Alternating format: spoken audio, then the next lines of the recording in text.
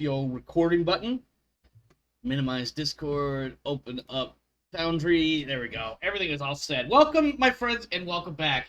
I did not rehearse that. I did not checklist that at all. That was all straight off the cuff. That's the quality entertainment that I strive to provide for you each and every time I go live. I am also totally talking out my behind. Regardless, I am Omar Krieg, one who speaks often from their ass. I'm also Lord and Commander of the Krieg Dominion, and your host for this, the 5th episode of Beyond the Frontier. This episode is entitled, what do I call it? Home Sweet Home Part 2. With me, as always, are my wonderful alien players, Rodance, Luke, and Kane. We're going to take a moment or two, check in with them, see what's new and exciting for them. One of them has already preambled with, absolutely nothing is new.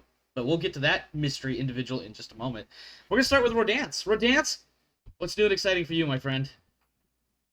So today was the day when I picked up my car from the dealership. I scheduled my flight up, got a hotel room and a rental car for my week-long trip to Maine to go rent an apartment. Now, let me tell you, nothing is more horrifying than watch several $1,000s just walk out the door. And I am so glad they gave me relocation because that would not have been able to afford that. Just flying anywhere and then staying for a week is so expensive. Yes. And yes. It's been several years since I've last looked at things, and I'm like, why is a rental car $1,000 for a week? Because it's well over $100 a day. I'm just getting a basic little Civic-y style sedan. Yeah. And I don't know I don't know what, if any, impact going to a place like Maine has versus going to someplace like, I don't know, Southern California. I'm allowed to drive the car into Canada if I had a passport. Beneficial. Yeah. Good to know. So apparently I can get a passport and then I can just like drive over the border and just say hi to Luke and then come back. I might have to look at further east of Maine than that, but I could be wrong. And I also don't want to throw his stuff out there like that. Yeah, surprisingly, it's pretty much right there. Yeah. I mean, listen. I'm gonna be in Portland, Maine. Like, I'll have to drive up the coast and over the border if he's on the side that I think he is. Yeah. I'm on the other side, but it's still not that big. Yeah, we'll have to like meet up and like eat that would be dinner or something one of these days. That would be awesome if you guys met up, because I love the idea of, internet gamer friends meeting up for shit like that. That's awesome. Okay. If we plan things out properly, like 2 of us can meet Rodance, and none of us are ever going to meet you. No, I know. That's the problem. So that's the problem with being out here in the Pacific Northwest, or even just generally on the West Coast. Like, there are a number of problems with being like trying to create and cultivate a streamer community, because by the time I go live, for instance, and you guys well know, it's already bedtime for many people by the time we even begin. And so that right there is a major impediment to me trying to do anything as far as like a streamer goes. The fact that I am 3 hours in some cases, 4 in others, behind everybody, I'm almost shooting up a hill trying to get anywhere here. So that said, it just means you're slow. Listen, I'm slow, but that's not the reason why I'm slow. Let's be honest here. Oh. Be honest with yourself, so that you can be honest with others. After you hit your head enough times. Oh, I hit my head today. In fact, that's funny that you mentioned that. Hey, I was going to blame the military, but okay, you can go with the clumsy route too. Listen, I have a story to tell you when we get to my turn. But yeah, no, I just was horrified at the amount of money that I just saw walk right out the door. Oh yeah, that sucks. I remember when I went to California a couple years ago for my second kid's graduation. I started with something like $3,000, and by the time I got back home, I was down to like about $1,000 or so. Which was then quickly spent over the next week and a half on the fact that all of my kids were in one place. Let me rephrase. The only time I have ever spent so much money in a single day was when I bought my house. Yeah. Yep. That checks out. I'm going to be doing something similar. And technically, I spent more buying my car on the day I bought my car than the more I did on the day I bought my house. Because of the down payment and that? Well, it's one of those, is like, yeah, cash right there, as opposed to when you buy a house, it's ooh Yeah. mortgagey weirdness Yeah. for like a solid month before you actually pay anything. I Hmm. mean, I think the most I spent in a day was a car, but that's because I went to the dealership and I went through the whole haggle to be like, I'll do the 60-month thing if you take some off the price. And then there's like, all right, we're done. We're ready to go. Are you ready to make your first payment? And I was like, yep, here's my credit card. I'm just gonna buy it outright. And he was like, what, on your credit card? I was like, hell yeah. I'm on the phone with the bank right now to clear how much it's going to be. And then I'm just gonna log into my bank account on my phone while you go get me my keys and pay off my credit card. That Thanks is for a thanks for big chunk of change right there. thanks for Thanks for taking the 3 grand off my car, motherfucker. As I walk out, uh, completely the only owner ever on this vehicle. I mean, okay, it dude. was used, but Well, I did yeah, but spend still. I did spend charge $11,000 to my credit card to just walk out with keys. Yeah. I wish I had that option right now. Boy, do I. Luke, what's new and exciting for you? Oh, sorry. I'm sorry, I Lance. just gotta add like one last thing. Yeah, go ahead. I took my car to the Ford dealership. Every time I take my car in for maintenance, their used car sales department calls me wanting my car. And I'm like, no. I Hmm. have an '09 car with less than 120,000 miles. That's why they want it. No. That they want to put you in something new so they can get that quick sales commission of turning you in for a trade-in. Hmm. Happening. Yep. I've had my car paid off for like 10 years now. I'm gonna keep driving it until literally the wheels fall off. Yeah. Which, because I'm now going to be in the land of salt, might only take 3 years. This is true. True. Speaking of the land of salt and snow, Luke, what's new and exciting for you, my friend? Well, yeah, I'm like a 10, 20, like 15-year-old car. Yeah, right. Not lasting long around here, especially with potholes. Um, we had like potholes that like I could go in like thigh deep into, and I'm not terribly big, but like a thigh But deep for me still, is still that's listen. That's one of those things where it's like if I had a nickel for every time that happened, I'd have 2 nickels. But still, it's weird that I have those 2 nickels because that thing happened yeah. twice. Yeah, This is we a weird thing. This should not be happening. I should not be standing knee deep in water inside a pothole. mm. Um So officially going to school, so that's going to be nice. It's It's nice. everything's been paid at least, and waiting on everything else. So that was a thing that was weighing on me a lot because I've never actually had like a student loan or anything like that, and I until like the last year I didn't know I graduated high school. Sorry, I'm sorry. You also said one of my least favorite, or supposedly, I guess one of my more despised scams in life, which is the whole student loan industry. And I want to be clear, I am speaking strictly from Mhm, my personal opinion. I don't have mhm. any empirical data or hardcore evidence or anything like that. But listen, I think the whole student loan thing is just a straight fucking scam, and I don't care I think who hears me say that. I think school systems generally are huge scams because certain schools and colleges call themselves schools and colleges, Mm-hmm. so they can charge you like $30,000 tuition in like a semester, Yeah, and then others are like government funded, so they charge you like 2 grand for a 2-year course. yeah, yeah. It's a So wild like thing. But listen, don't yeah, don't for anybody listening or watching or whatever, like, don't take anything I say as a sign that you should not pursue further education beyond high school. By all means, find it, get it, do it. Whatever it is you're mhm. trying to do. Absolutely. Just be mindful that there are not some great, awesome plans out there, and I think student loans is one of them. But I Yeah. digress. I digress. Um, it's the whole thing.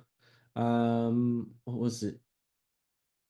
I heard a story once that didn't really make a lot of sense, but like I'll recount it anyways. Mm-hmm. This lady was going to school at some point, and got like a student loan, got the money, and then went to a trip to Cuba or something, thinking that she just had extra money now, and she still had to like because the government was like, no, you're no, and she was like, oh, I thought that was just like extra money that I got. no, you're gonna pay all that back with interest. And it's just like, Well, oh. so here's one thing, generically speaking, and this is not a one size fits it's the all. remuneration goes Yeah, to like the you school, get right? if depending on how you finance your schooling, Mm-hmm. the money you get is supposed to go to the school, but the school typically charges a number, and the money you get may be a different number. Mm-hmm. Whatever is over if you have more money than what the school charges, that's cool. You could do whatever you want with that money, but you do need to be aware that when it comes time to That start was for, making like, those the year. payments, you're going to be paying on that money. It's not just what the school charges; it's the total sum of the money you're getting that you have to pay back, plus obviously interest. Yeah. So, And now, especially that since that was said- going to be the money for the year, right? Or at least the semester. Right. Now they have to find like a job and stuff. Right. So, Yeah. anything else? No. Well, let's go to Luke, who previously had mentioned absolutely nothing's happened in the, I believe, 2 days since we last saw each other, as we were I throwing have steaks done at each other. very little. I have done very little. You're right. Did I say Luke? I meant to say Kane. Yeah. God damn it. I've been I don't know I've been why playing I Mecha do this Break. all the I time. love man. how I love that you do this so much that we both just play along with it to Yeah. fuck with you. And you're both just like, yep, let's just fuck with Omar and just roll with it, see how long it takes him. I hate you both so much right now. Kane, Good. what's new and exciting for you? You did intimate earlier that there has been no change in the last, I don't know, 48-ish hours since we last spoke together. Since Sunday morning, I have eaten, slept. It arrived. It arrived. I love it. Of course, I'm referring to the other night, Saturday night, which is our Vampire Dark Ages game night, and I had a tremendous amount of fun. I had a lot of fun, and apparently, some people have really liked the idea of my character. So that will be interesting. Try to maintain that sort of like level of performance moving forward. You're playing such a meme. I am, and I didn't even mean it that way necessarily. Like it didn't click in my head until when you It's pointed like, it out. oh yes, I'm playing a Toreador.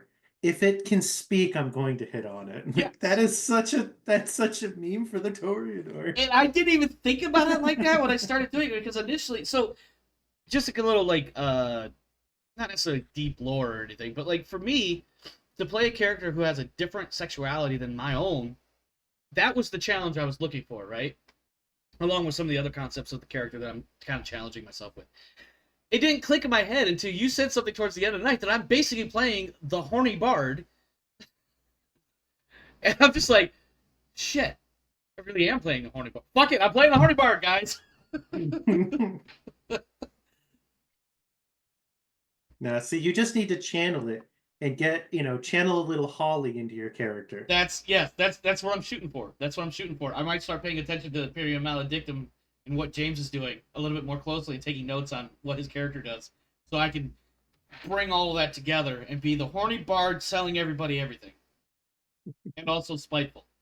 Because it's vampires, and obviously they're spiteful. As long as we don't fuck it up, we'll have 800 years to carry a grudge. Oh yeah, absolutely. I'm looking forward that. Listen, that's one of the things I'm looking forward to is that in about 1,000 years, I'm still going to hate most of you. And still be horny. I've seen a meme actually. It was like one of those satanic panic memes, I guess, because Okay. back in the day, like, and it was like DMs back then, whatever, was like, yes, worship Satan, be my minions, and then DMs in reality is like, stop hitting on crabs, they can't even speak. Stop hitting on that stool. Just because you can sit on it doesn't mean he can get you off. I gotta stop. My brain is going deep right now. But that's all I've got for my intro. Yeah, the intro that we basically just all of us talked over, mostly me. I mean, there's nothing to talk over. I didn't really have anything to say. I know. Well, let's play this game. Let me see, which one of these is the one I want? This is the one I want.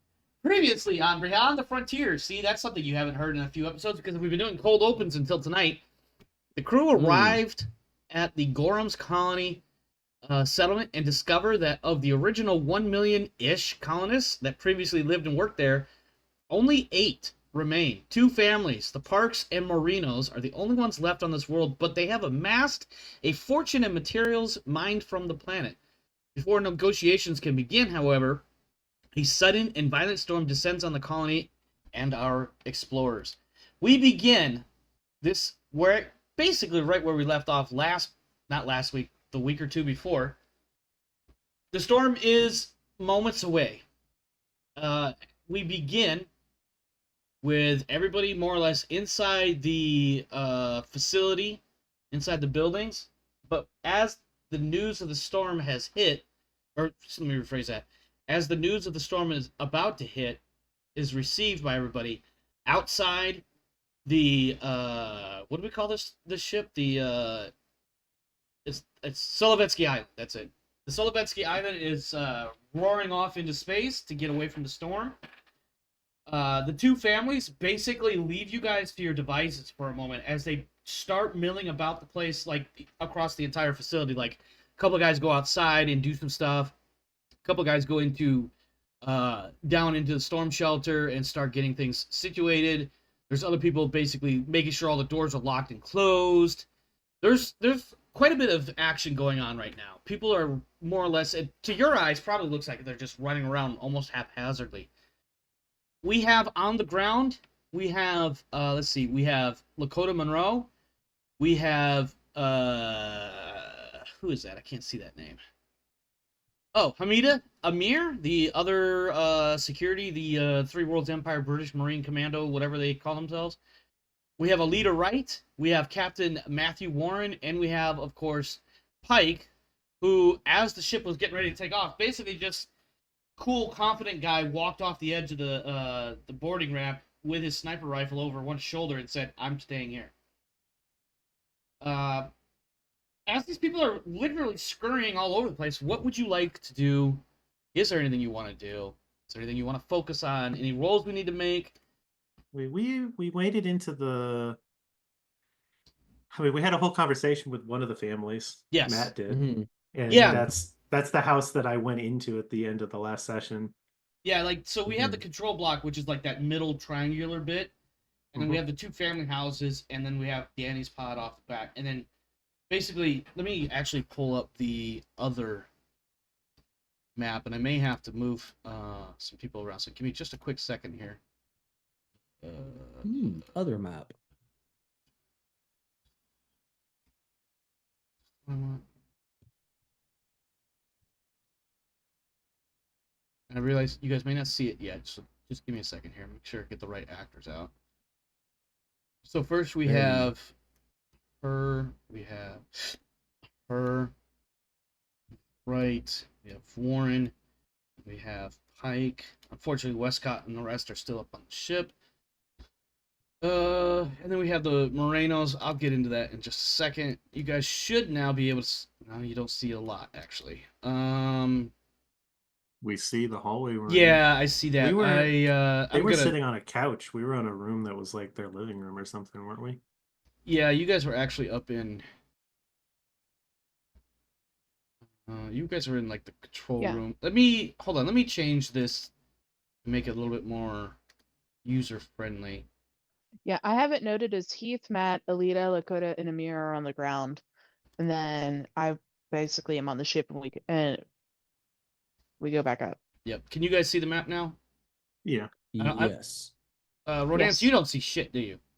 Oh, I have I see the map. You must have added something that gave me vision, or you turned off the. I turned off the restrictions, but I wasn't sure if you could still see it or not.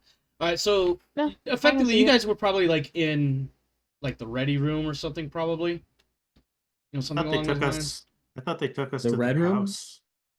You know what? Yeah, let's say we all went down in here, and then I got to get the Morenos on here and the Parks. Let's see.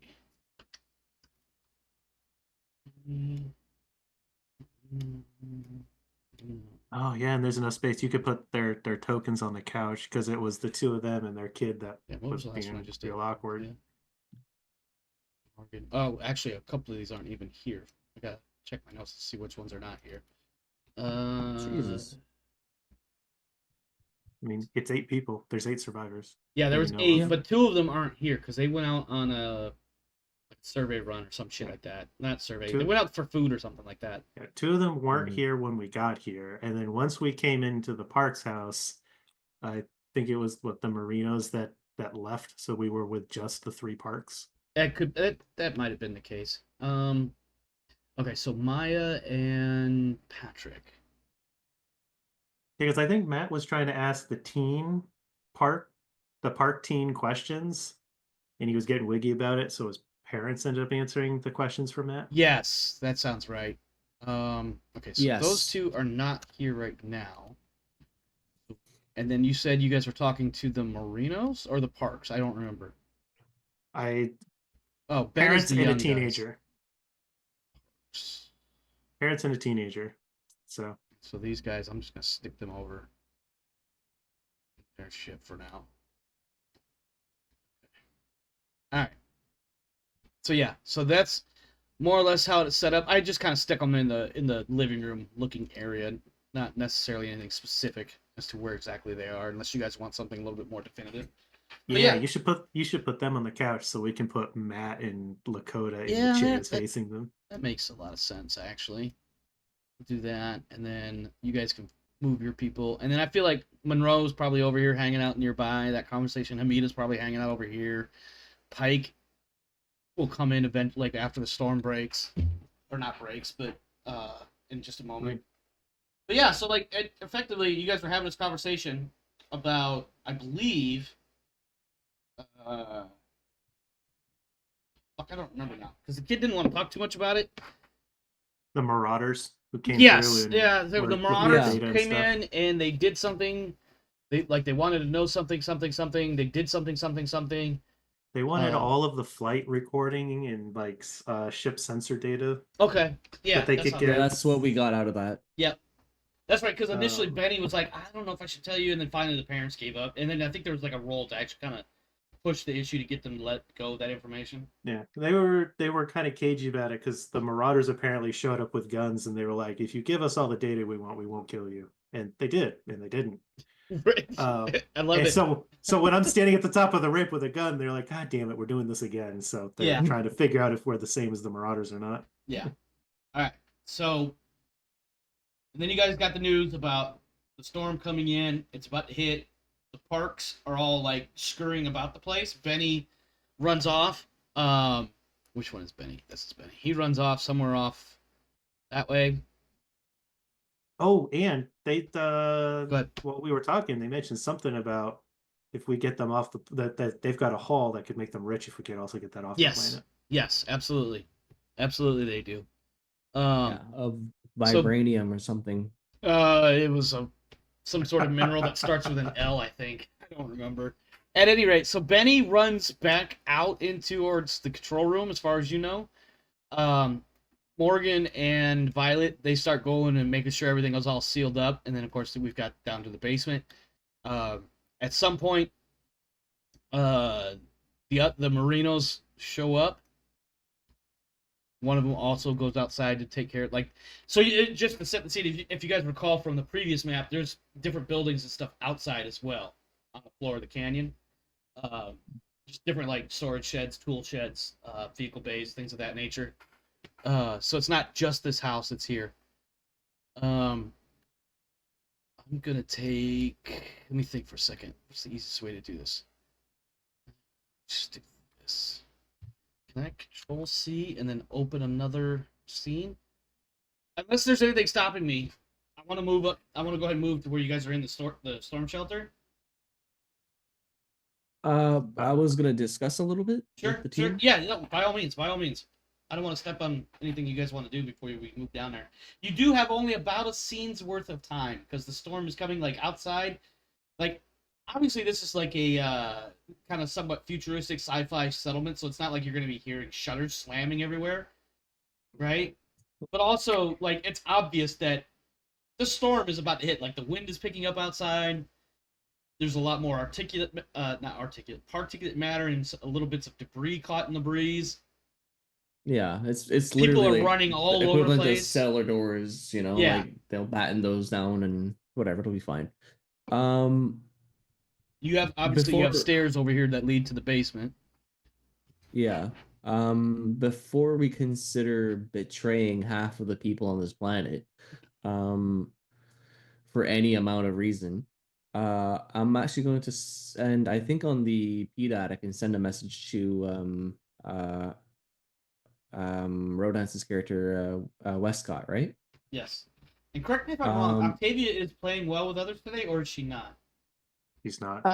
Oh, that's wonderful. Yeah, Octavia is not playing well with others. So you're probably talking to the other Westcott, actually, the pilot, And Finn.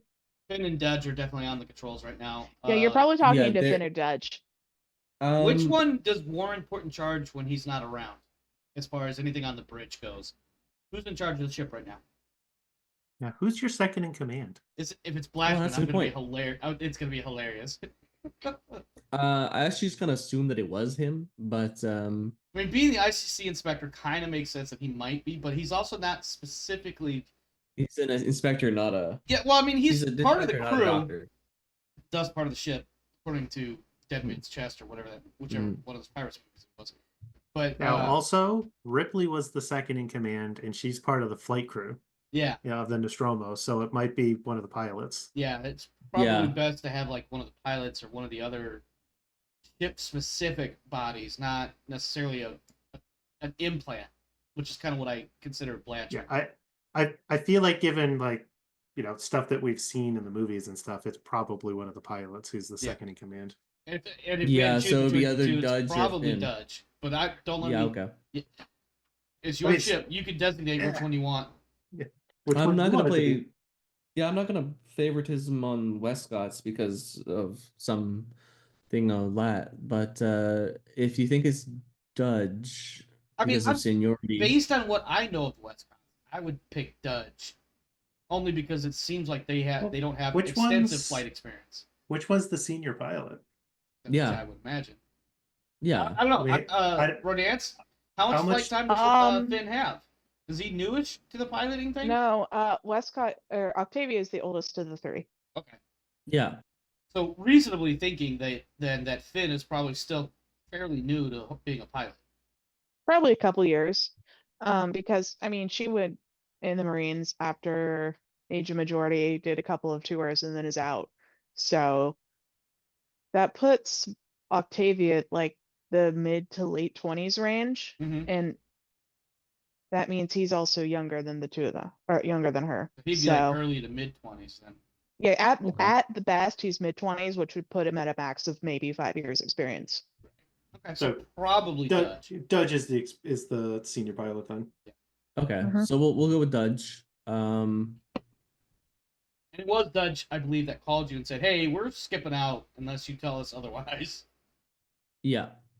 So I guess I'm gonna send a message to him and see about sending a message to Octavia also. Okay. The reason why I wanted to make sure that Octavia was somewhat aware is because I want to see, is this mineral still valuable after 100 years? Okay. So that's about it. Okay. Um, It was. I keep wanting to say the Pedialyte, but that does not sound right at all. Wow. like encyclopedia? Well, I was thinking more like Baby Pedialyte formula? with an L before it, but let's see. It is. I'm looking at my notes because I'm pretty sure. Oh, pentlandite. Hetlandite. Yeah, so this is a common ore, but they've got a bunch of it, and I think that's where and the fact that to them it's worth a lot of money because it's all they've got. Yeah. And several thousand tons of a common metal is still worth a few thousand credits absolute minimum. I mean, people make a living selling copper they steal, so I mean. Yeah. And copper really probably only has a value of only like, I'm guessing here, I have nothing to back me up on this, but like 20 or 30 cents a pound. Like it's not particularly valuable, but if you've got a bunch of it, that number goes up significantly. Yeah, it's like return cans and stuff. Yeah. All right. I feel like I almost did it again. Copper is currently around $5 a pound. Wow, I was wow. way off, but still, $5 a That's pound like of copper. $8 or $9 Canadian. Yeah. So There's a reason why people steal copper pipes. yes. Hmm. Yeah. So I yeah, have a along the friend same who, lines, whatever the pentlandite is, it's gonna be worth at least a few credits per kilo, if not more. Yeah. And they've got probably a couple thousand tons of They've this been shit. mining it for generations, I guess. Yeah. So like, who knows? But yeah, this is it's a mineral that you recognize as it's a fairly common one, but it's also really useful. So getting a decent market value is not going to be difficult. It's not worth a lot. I mean, it's obviously not gold or platinum or anything like that, but it's a safe bet you could sell it and still make a decent chunk of change for a handful of people that were involved in the process. Yeah, exactly. They'd be able to like retire on that. So whatever. Yeah. Or at the very least, be left the fuck alone in the middle of nowhere. Yeah, which they were. Except they'll have more money to do it. Anyway. More comfort. Yeah. Okay. That's all I really wanted to know from that. Okay. So you said that there was another scene in the storm cellar? Well, I mean, everybody's moving that way. But I want to wanted give to you see guys a if we chance to do could. something first if you wanted to. I wanted to see if we could shoot a message up to the ship to see if they could give us an idea of the severity of the storm using the ship sensors. That's a great idea. Sure. Somebody needs have somebody make a comms tech roll. I'm not particularly concerned with who. Okay. That Somebody on the ship, obviously. That pad there you got, that's connected to Octavia's. It is. Can I see it? Absolutely. I'll type a text to Octavia's pad. You'll Single finger typing. No, and you know what the best part is? I have a feeling the PDAT is not quite so versatile as like our smartphones are with the text interface. So it's almost like going back to the analog days of 7, 7, 7, 7, 4. Please 4. don't. So he's gonna text. He's gonna send a text to Octavia's pad, and it's gonna say, "This storm, how bad, how long, Pike." It's probably not even Pike. It's probably like PK. No, he'll put Pike. Okay. He'll send it. Character limit with a reached. Y for no reason. Pikey. Oh God, of course. By accident. Yeah, there's definitely misspellings. He's already seen her today, so he's expecting that if Matt sends the message, we probably won't get an answer, but he'll make a go and see if she'll at least answer him. That's a fair question. That's an idea. So, as the ship is rocketing off into space, going for low orbit, what is Octavia doing when this message pings across her board? Board being a She's generic term for probably whatever. chilling in the lab because I believe she just retreated back to the lab after doing the Probably. sensors thing. It's on the bridge. Like she pajama walked onto the bridge to do sensors and then walked back to the lab. Yeah. So, she would probably actually do the check, because Pike asked, and he already motivated her into not being on her, not like lingering quietly in the corner. Mhm. Don't give me comms tech, but don't use any of your special getting extra dice because equipment things. No. No? Do you know how hard it is to get those to not do it? Because, like, dude. All right, what's your observation then? Better. Use that. I mean, it is sort of a sciencey thing. Oh, nice. All right, yeah, you got 2 successes and a stress condition now. 4 successes. No, you're keeping together. Never mind. 4 successes. I have All 4 successes. All right, so generically, the data you are looking over, it takes a moment, unless you use one of your successes to speed this up. It'll take. You'll get an answer about the time the storm hits. If so she's gonna use one of her successes to speed it up. Faster. Okay. I don't need to overcome. And unexpected info. Okay. I'm using the contact options because those make more sense than the observation ones. Yeah. All right. So you get an answer fairly quick. Initial information you get is the storm looks like it's going to be rough. Gale force winds indicate strength enough to obviously grab loose debris and fling it all over the place. I don't know the specifics of like the F scale for tornadoes, but let's imagine it's using something similar to that. It's probably in the neighborhood of F1 or F2, which I believe are the smaller tornadoes, but those are still quite rough. Like it can easily rip shit apart. So yeah, the response is it's in the same ballpark as a hurricane or a tornado. Yeah, absolutely. It's like ill-advised. The computer literally says ill-advised to step outside, injury imminent, fatality possible. Recommendations: seek shelter. Yeah, exactly. Duration unknown, at least several hours. Bring snacks. I already gave him snacks. Yes. Yeah, She Let's did. be- Remember that she did. I was actually, not that's Well- what I was doing. I was putting together colonist supplies. I wasn't Yeah. hiding.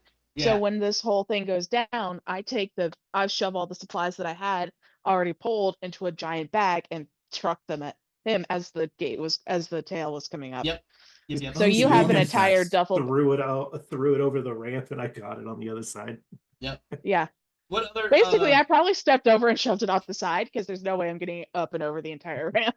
Yeah. What else are you looking for in this information search?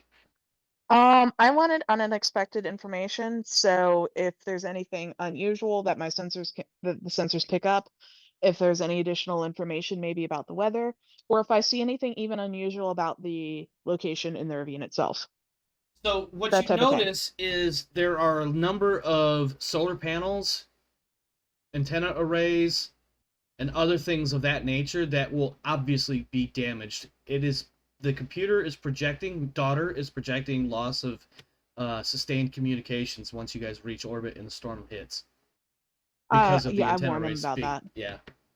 Because the storm is probably going to wipe out all of their stuff, which means it's going to be a non-sustainable damage unless they can repair it. Judging, and I will say this too, when that message comes out about having to make repairs, whatever, I think it's a safe estimate that based on the different outbuildings that you saw outside the house, like the different sheds and whatnot, that they probably have an extensive series of tools and whatnot. So the possibility of repair is there. Well, we're gonna have to plan to lose comms with orbit as the ship gets further away. Well, once we hit orbit, we're safe up here. As soon as the storm's done, I'll have them track to land at the same location. And I actually schedule a backup location as well, with a couple click hike. The problem with the alternate location is You you're don't have a only going to map be able for to go it? down the ravine about 500 meters or so, which is about where that other ship is. And then you start getting Oh, into who said area... about being in the ravine? I'm getting there. So basically, you've got about 500 meters or so away from the house that you can still land in. The landing is going to be really tight, narrow. Landing up on the plateau and then descending down into the ravine, you've got about a 40-meter drop or so. Which is fine because they literally have towers Yes. on either side. Yes, and they do have, and you'll notice too that some of the solar panels and some of the antenna arrays and things of that nature are up on the ravine. Okay, so once the storm is given our over. backgrounds, right? Like, I feel like it wouldn't be out of the realm for Octavia to be considering like a landing site that's like 4 or 5 kilometers away, even. Okay, Yeah. And expecting so us to walk there because that's what we would do in the old days, you know. so Pretty much. initial after storm ends, the first landing is attempting to land back on the same spot. If not possible, then plateau landing. What's the best terrain direction? I'll just pick whatever cardinal direction is We'll just the go best. north. Let's call it 5 clicks due north. And if that doesn't work, we will attempt to land the colony supply thing, which is a much smaller vessel, in either of Mhm. those locations. Cool. We got pickup plans. Yeah, so I basically we pre-schedule them All right. and we'll attempt to re-land every 12 hours after the storm ends. Are we ready to move to the basement? Yes, I think so. When Matt wants to go in the basement, Pike will go in the basement. Hmm. Yeah, sure. I I'm thumbs still- up to. I'm Yeah. still considering shooting everybody here. Well, oh, that's a basement and a half. Yeah, it is. I'm trying to get everybody situated more or less somewhere on the map that makes sense because I literally just copied and pasted tokens over. Hopefully that doesn't cause problems. Oh, there's a storm shelter that's an even further down. Oh, that's actually, yeah, that's literally where you guys are going. Is into there. So,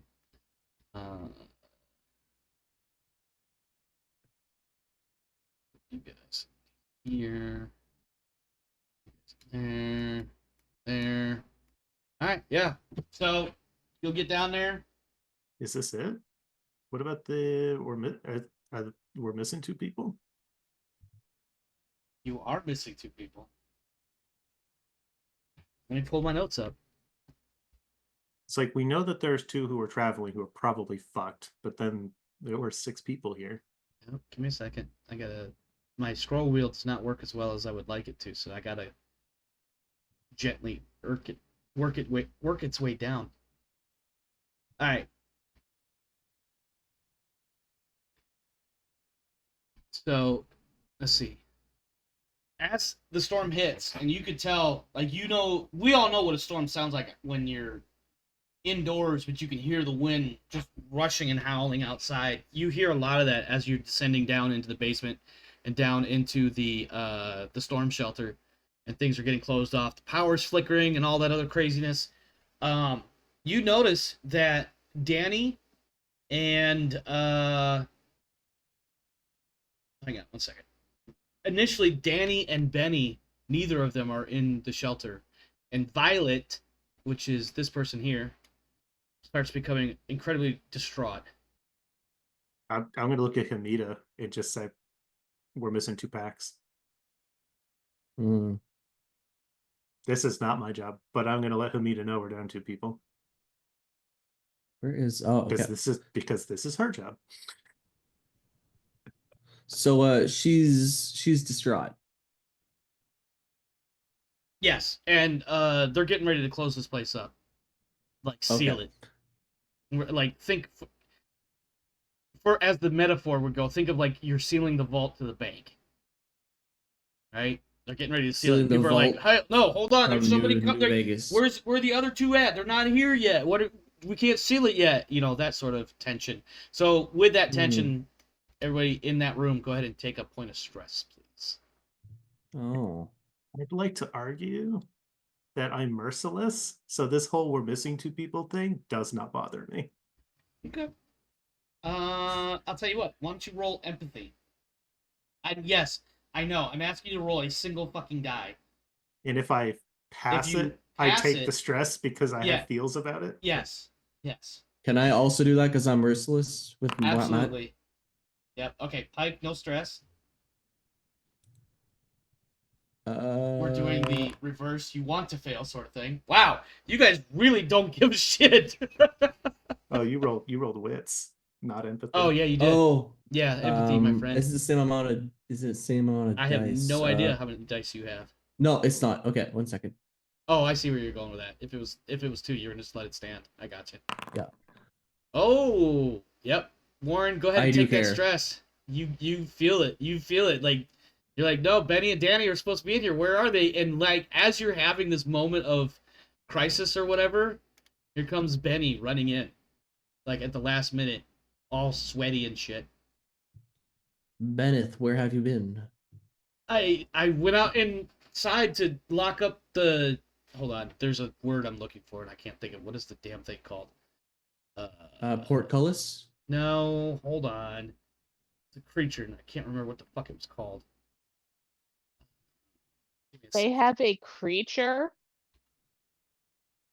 Oh, that's right. They've got the burrower, the harvester. Harvester, there you go. He was like, I Oh. went out to go make sure the burrower was all locked up, and I came back in, and I just it took longer than I thought it would because I had to double check and make sure it didn't get out because once those things get out and stuff, and he's just like stammering and rambling after a moment. It's really Mhm. not very coherent, and he's obviously making you guys roll observation checks to see if you want to learn more information. Pike, I very would like to. dramatic. No, Pike, you don't get to because you don't give a No, no, shit. no, no. Pike, in a very dramatic fashion, to make it clearly obvious he has no fucks to give, will do a very exaggerated yawn to his story. And yes, my adjudication on that stands. You don't get to make an observation roll because Yeah, you yeah, don't fine. give a shit. I don't. I don't care at all. Now, Warren and Alita, you guys can make observation rolls if you like. Warren will definitely. Oh, nervous twitch. You get a twitch. Things are everything. This is This really is- affecting you. You're doing this as like sense motive, right? Yeah. Yeah, something along those lines. That's a manipulation roll. Is it? Yeah. All right. Manipulation is your diplomacy, your lying, and your conversational awareness and sense motive. Okay. In that case, I reduce your stress level 1, or does your stress level stay there? Did you when you you pushed? It's probably a didn't you? different dice. It's probably a different dice pool. He did not push. Okay, never mind. All right, yeah, go ahead and roll that manipulation. Don't forget, Without take the that- one stress that I gain. yeah, Did you take that gain a off stress that roll. in that roll? He Because did. You Yeah, I rolled a did. panic? Just take that Yeah. stress off. It didn't happen. Yeah.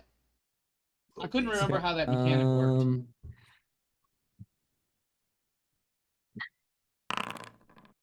Never mind, you get that stress back anyway. Okay.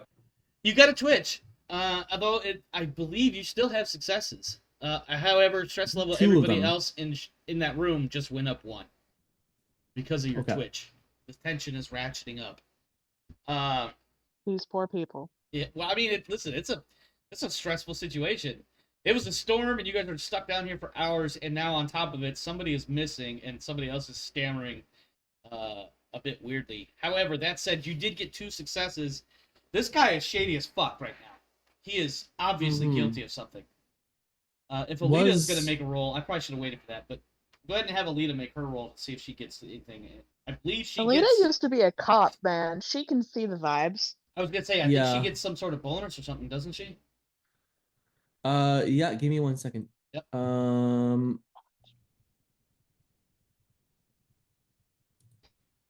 Okay, so I'm gonna like nudge Alita, and Alita's gonna do a command roll actually. Okay. Because I can do a command roll, and I can immediately, as a free action, attempt a manipulation roll to try to salvage the situation with authority, and I can do it against other people as an authority. So she's gonna be like, okay, so what's the deal? You're gonna give me all the information you've got right now. What is a burrower? Where's the other person? Immediately. All right. You gonna push that? I don't even see. Yes. Oh my god, 1 success. You get I'm not gonna be a dick and have you get a blank stare. He gives you the information about the burrower. I'm sorry, go ahead. If Nope. it's a failure, I get to do the manipulation instead. You have a total of 1 success, but it was canceled by his success. I don't know if that necessarily constitutes. I don't know how that works. I know Yeah. the net is that you don't get what you want. Yeah. I don't think it counts as a failure though. Okay, I think if a failure is I didn't get any successes whatsoever. Right. I will say this though. He tells you what a burrower. Oh my god. Burrower is. Burrower? What a harvester. That's what it is. This Harvester, harvester. yeah. I want you to think of something like a tardigrade, and like some sort of sandworm type thing. It's the size of like at least the size of a cow. It literally. Take a tardigrade. Make it the Mhm. size of a rhinoceros. There you go. And I it thought it can was freely much and it can freely dig in any direction it wants to for an unlimited amount of time with its giant buzzsaw face. Yeah, that's effectively what it is. That's a harvester. Yeah. And they have one of those. And they have it Okay. locked up in the kennel out on the surface of the ravine. And that's what Benny tells me. He doesn't say shit about anything else. And Okay. even getting that information out of him, though, like, this is a story that starts as a square, becomes a circle, triangle, works its way back around, because every time he gets ready to say something about Danny, it drops. And it comes right back to the harvester.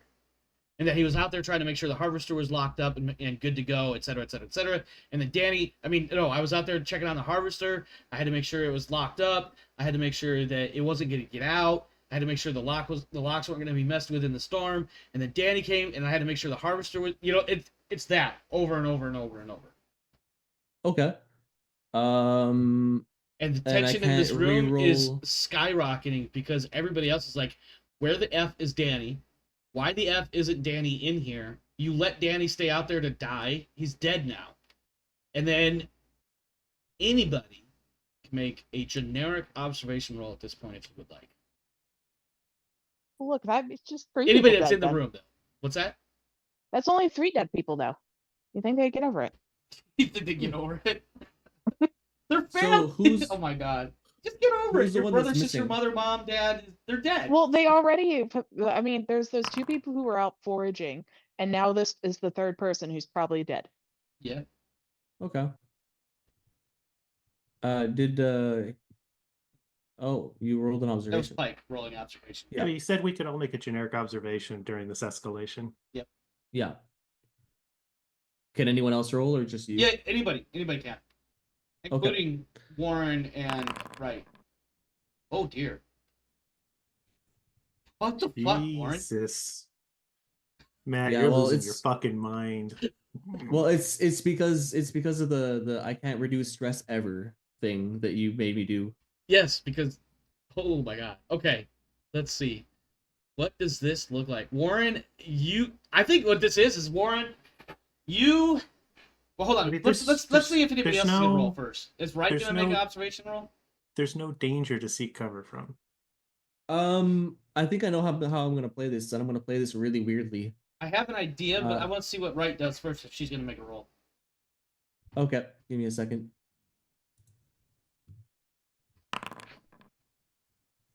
That was Warren. No, that was right. It says Warren. I know, but it's because I have the token of both of them selected. Ah. Okay, here it goes.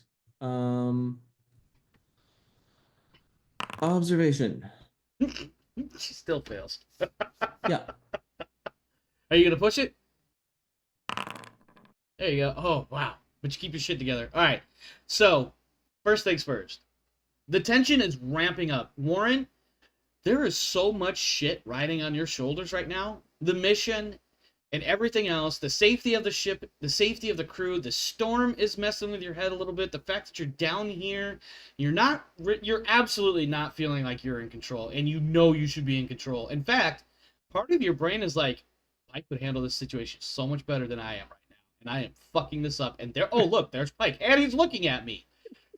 So all of this shit's going on inside your head. Now, Kane is right. I already know how I'm playing Maybe this, by the it's way. like, But yes, maybe I understand why Pike is such a deranged asshole now. yes. And then on top of that, so like you've got this idea in your head. You want to run. You just want to get the fuck away from everything, but you can't go anywhere. You're stuck. okay. And that's ramping it All up. right. But go ahead and take your interpretation on all that, please. I'm curious to see what you have. Okay, so when people are in this situation, they usually have a fight or flight situation Yes. response. Yes. In this case, I can't run, and I have a gun. Yeah. Well, do you have a gun on you? I do have a gun. Okay. So I guess I'm just gonna quick draw and try to intimidate. Shit. Okay. I like it. I like it. Shit got real fast. I love it.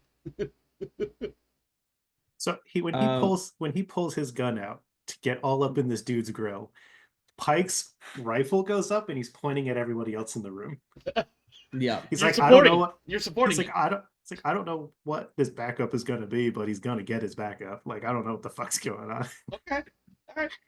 Go ahead and make that intimidation roll. Whatever it is that you need to make. I think it's manipulation.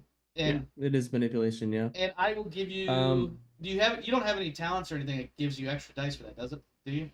I can. Well, it's gonna be really bad because I can push a skill-based roll on empathy twice, not just once, like any other character. Amazing. I will give you 2 extra dice just because of like your military background. You're trying to impress Pike a little bit, maybe like on a subconscious level. This entire situation has quickly degenerated to something well outside your control, and you're trying to get it all back in. So I'll give you extra 2 dice on there just to give you a bit of a break. And I can't Okay. wait for the stress explosion to happen. I go down stress if I kill someone. That's not helping your situation. Kill one, you're gonna have to kill them all. Just saying. That's not gonna look Okay. good on your report. I'm not actually going to do. I'm actually not going to do a an intimidation. I'm going to do a command roll Okay. Is that also as part still of. empathy, or is that? Yeah, what it it's- is. Okay.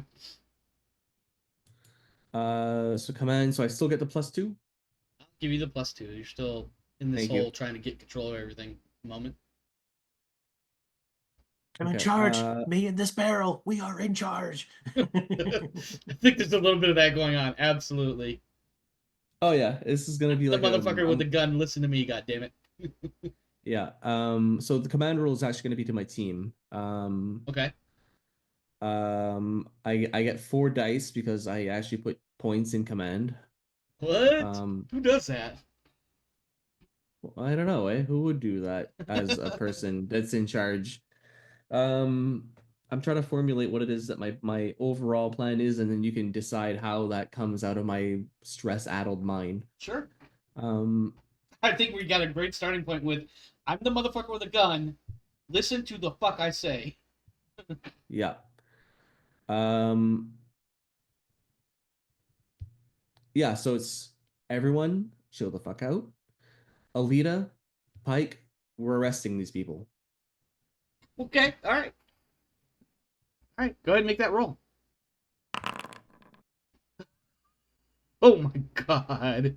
I think this isn't you screaming your lungs out for a round. This is what happens. So, in your stress-addled mind, this comes out not anywhere near as calm, collected. I'm in charge. This comes out screaming of, I am not in charge. I'm the motherfucker with the gun, though. So you're gonna fucking listen to me, and everybody else is just looking at you like, what the motherfucker? I'm gonna make a couple of rolls and see how people respond. Well, it Yeah. says that his stress goes down by 1. He feels better about screaming his commands. But every friendly And- character who hears that scream, so Must, Wright and must make Pike, panic rolls. yeah. So Yeah. go ahead, let's do that first. So Pike is fine. He's just like, yeah, whatever. He's losing his shit, but I got his back. He's And good. Alita does a stress roll, No, it's Yes. it's a panic roll. Yeah, panic roll. a panic roll. Just click on the word stress. Yeah. Oh, good. Yeah. It's got a twitch. She's getting a little uncomfortable, and stress level all friendly NPCs goes up. So Pike and Warren go back up another stress.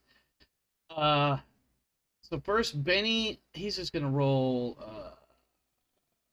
manipulation. How many dice did you have on your command? What was the total? 4? 4, yeah. 4, yeah. Okay. Benny, what was the actual command you gave? Everyone in that corner. Okay. Crew were arresting these people for now. All right, so I'm just And gonna stick Benny up there. Yeah. Violet. Violet is slow going a bit.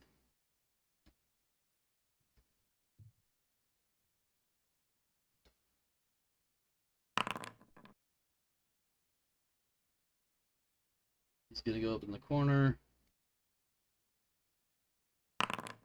He's going in the corner. And she is also going in the corner. All right, so yeah, you got all of the 2 families of what there is of those there. But and so I think Hamida and Hamida and Monroe is like, Monroe is trying to get your attention without making it look like she's trying to get your attention. Okay. Yeah, what's Because Hamida she's- doing with this order yeah, to arrest so- everybody? Fucking She's what's the her chief of face? security. Yeah, Amir is just like backing up right. Like she doesn't have zip ties on her, but she does have a sidearm. Let me see what kind of sidearm she's got. Inventory. Oh, no, she doesn't have a. Wow, she's actually panicked at the moment for some reason. Oh wow. Where did her panic come from? She's an NPC. Everything. So I think all the. Oh, I think. I wonder if the module fucking automatically upped their panic rolls as well. Probably. Their didn't do stress it- level, I mean. Didn't do it for me. She's on a panicked 8 for some reason. Well, she shouldn't be. Yeah, I'm working on clearing that. Why is this not? There we go.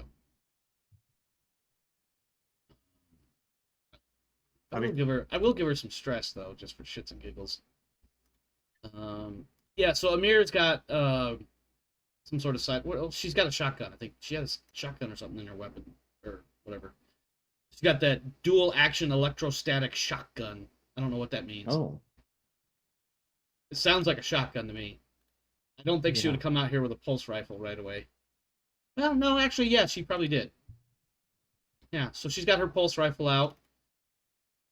She's up here, corralling people. Monroe is hanging down. Where is he? Yeah, she's hanging. She's actually kind of standing Right a next little to you, close. yeah. Yeah, she's not. She's not standing right next to you. She's like a few feet away. She's giving you room to swing if you need to, but she's also trying desperately. No, not desperately. She's trying to get your attention without making it look like she's trying to get your attention. If that makes any sense, because she doesn't want to take away your authority right now. She recognizes you're under an awful lot of stress. Yes. I'm, And that's probably a bad idea to do. But gonna- what's Spike doing? I'm gonna walk over to Amir. Like I'm keeping my weapon trained on the group in the corner. Uh-huh. And I'm gonna walk to Amir and say, "This is your show. Tell me how you want me to help." She looks at you. I'm not gonna make you make another observation roll for this. There is a look of concern in her eyes, but she's also keeping a. Otherwise, let me rephrase that. From one soldier to another, she has a look of concern, but you also recognize that she's keeping it under control so that the other people don't see this look that you recognize. You've seen this look before. A soldier that knows the situation they're in is kind of shitty, but they have to back the play, so they're keeping that Yeah. stone face up. But you know. Yeah. Wait, yeah. Does she give me any this is how I want to take these prisoners types instructions, or is she like lost in the sauce right now? She gives you. She looks at you. Yeah, so she gives you that look. She's like, I don't have any zip ties. I didn't think we were going to be needing zip ties. I'm gonna make. And then she's got like that mental tone of like, I'm taking a note that next time we go somewhere on the ground, I'm bringing zip ties.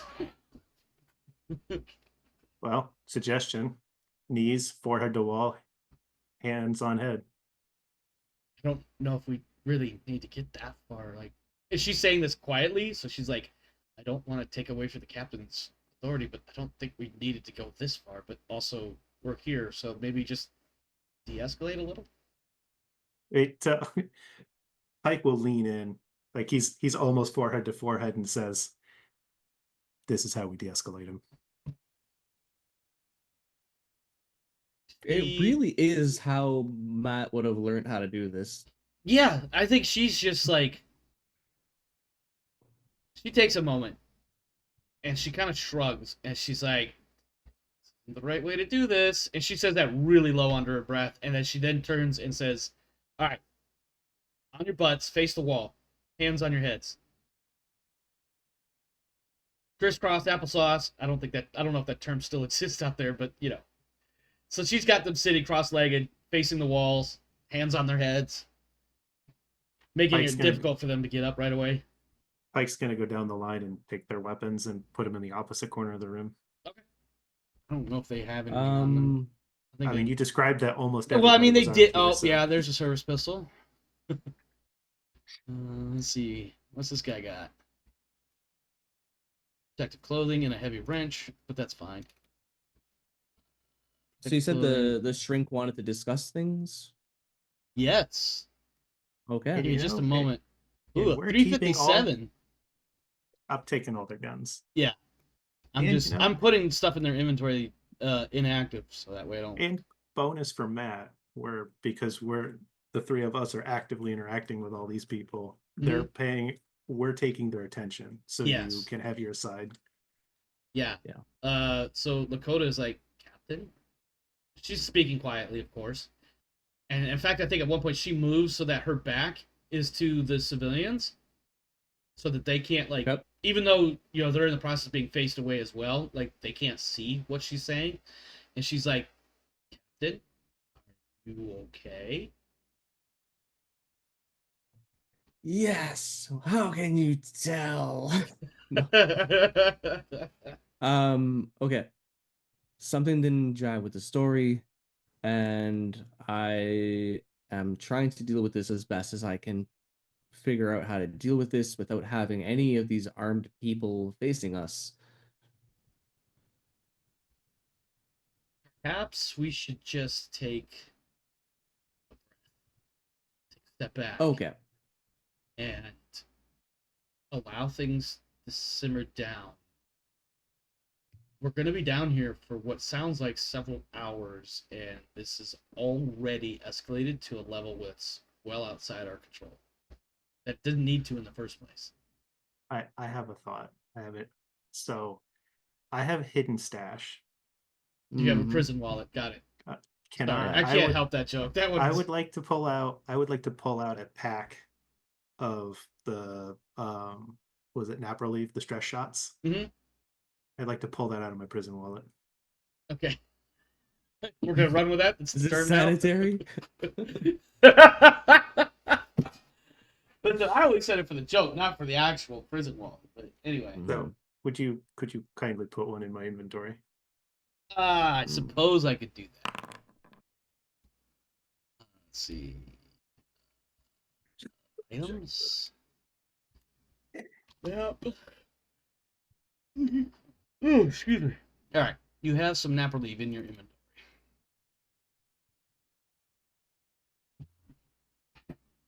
Once we have And everybody. to be clear, that's on your tokens inventory, not your character sheet inventory. If that makes any sense, the way I explained it. They're linked. Anyway. Double check this thing here. So, at some narratively appropriate moment when we've got all these people, I've finished taking all their weapons, I would like to approach this conversation in progress. Whenever Yes. it's narratively appropriate. Okay. That's up to you guys. Yeah, so Lakota's like, so Captain, maybe we should, just take a breath, think about what's going on. We're gonna be down here for several hours. We don't need to make things worse than they already. Excuse me. We don't need to make things worse than they already are. Mm-hmm. And I don't think any of us want to be in this situation for hours and hours.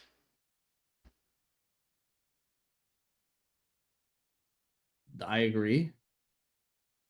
She's looking at you expectantly when she says that. Like, can you think of a way? Like, she doesn't say this part, but she's like, can you think of a way to de-escalate this before things get out of control and somebody gets shot with all these guns? I mean, you say all these guns, but really it's Pike has a shitload of guns. Yeah, listen. She's just, again, she didn't say any of this either. Okay. If we can get an answer as to where the missing people are, I know there's 2 hikers and 1 missing person. His story didn't make any sense. Okay. Maybe I've gone too far. Let's pull him over into another corner. We have a quiet conversation. Or maybe we just have a conversation here. Mm-hmm. So people don't misunderstand. So let's talk it out. Let's and then she starts to turn towards Benny. And then she stops and realizing that, of course, that she's about to overstep her bounds again. Can I approach the conversation? I guess this would be a good time, because I think from your perspective, as you're like, "Ooh, I have an idea. I have all this nap relief," and she turned away from the captain. Let me go talk to the captain now. Well, so Pike walks over to you. You can hear the jingling of what is it? 2 of them had shotguns. Yeah, at least 1 shotgun. Well, there was a shotgun, some sort of pistol, and a 357. I've since put my pistol back into its holster. Well, you can hear jingling. Pike has Pike has all the weapons on him. He doesn't trust anybody here. And he Mhm. walks up to you and he hands you two things. He hands you a pack of cigarettes with a lighter taped to it. It's one of the little mini lighters too, I bet. And like it's taped on with a thin strip of duct tape, and across it says Matt Support Kit. It looks old. The Small ink is tear. fading. The ink is A fading. small tear. Because Yeah, this is this- probably from this when is an they old were pack of still in the Marine cigarettes. Corps Yeah. a year ago. And like the second thing he's handing you, like he's got the pack in his hand, and with his thumb pinching to the top, he has a nap relief injector, and he hands both of those to you. He doesn't say anything. He just holds out his hand, waiting for you to take them. I will take them with gusto. And then Right. And I will look at the pack of cigarettes and go, this has been a long time. And then thinking back at the last 10 minutes of my life going, I need one right now. As So soon as you I, take them, like I say nothing, I call you out on nothing. I don't acknowledge anything. I just turn back to continue pointing my rifle at the back of these people's heads and just let you do your thing. I think it's time to take a nap relief and see how that even affects me at this point. I think one I mean, nap relief will dump all your stress. Yeah, it sets Along your with the stress to cigarette zero. and the break that you're applying with the cigarette. The question Okay, now so is, so the narrative. so Lakota is just standing there watching you smoke this cigarette and inject yourself with nap relief, and she's just like, she does one of these, like, Captain, are we gonna talk to these people? Like, what do you want to? I feel like taking the time to smoke the cigarette gives him enough time to cancel his panic condition, because Yeah, it's just absolutely. like screaming stuff, and Yeah, he's yeah. got the nap relief. You have been reset by Yeah. your good friend Pike. Yep. Just a short of a slap to the face. Yeah. Okay. So now he's okay for the Yeah. first time in a long time. Yeah. Um, You're finally at and that he- moment where, like, strangely enough, having the cigarette, you feel like you can actually breathe right now. Oh, I know that feeling. Yeah. And Um, the ventilation is like starting to kick in because it's like, oh, extra particulate bullshit in the air. Let me suck this crap out of here. yeah. Okay. Benny. Kid just looks over. He's just one of these. He just looks over his shoulder. Well, no, it'd be more like, Yep. Where is the missing person? I don't know. He's out in the storm somewhere. That's all I really know. He's out in the storm. And my recollection Mhm. is that person related to him. Benny is a Parks and Danny is Marino. Hmm. And Violet, there's a very concerned look on her face regarding Danny.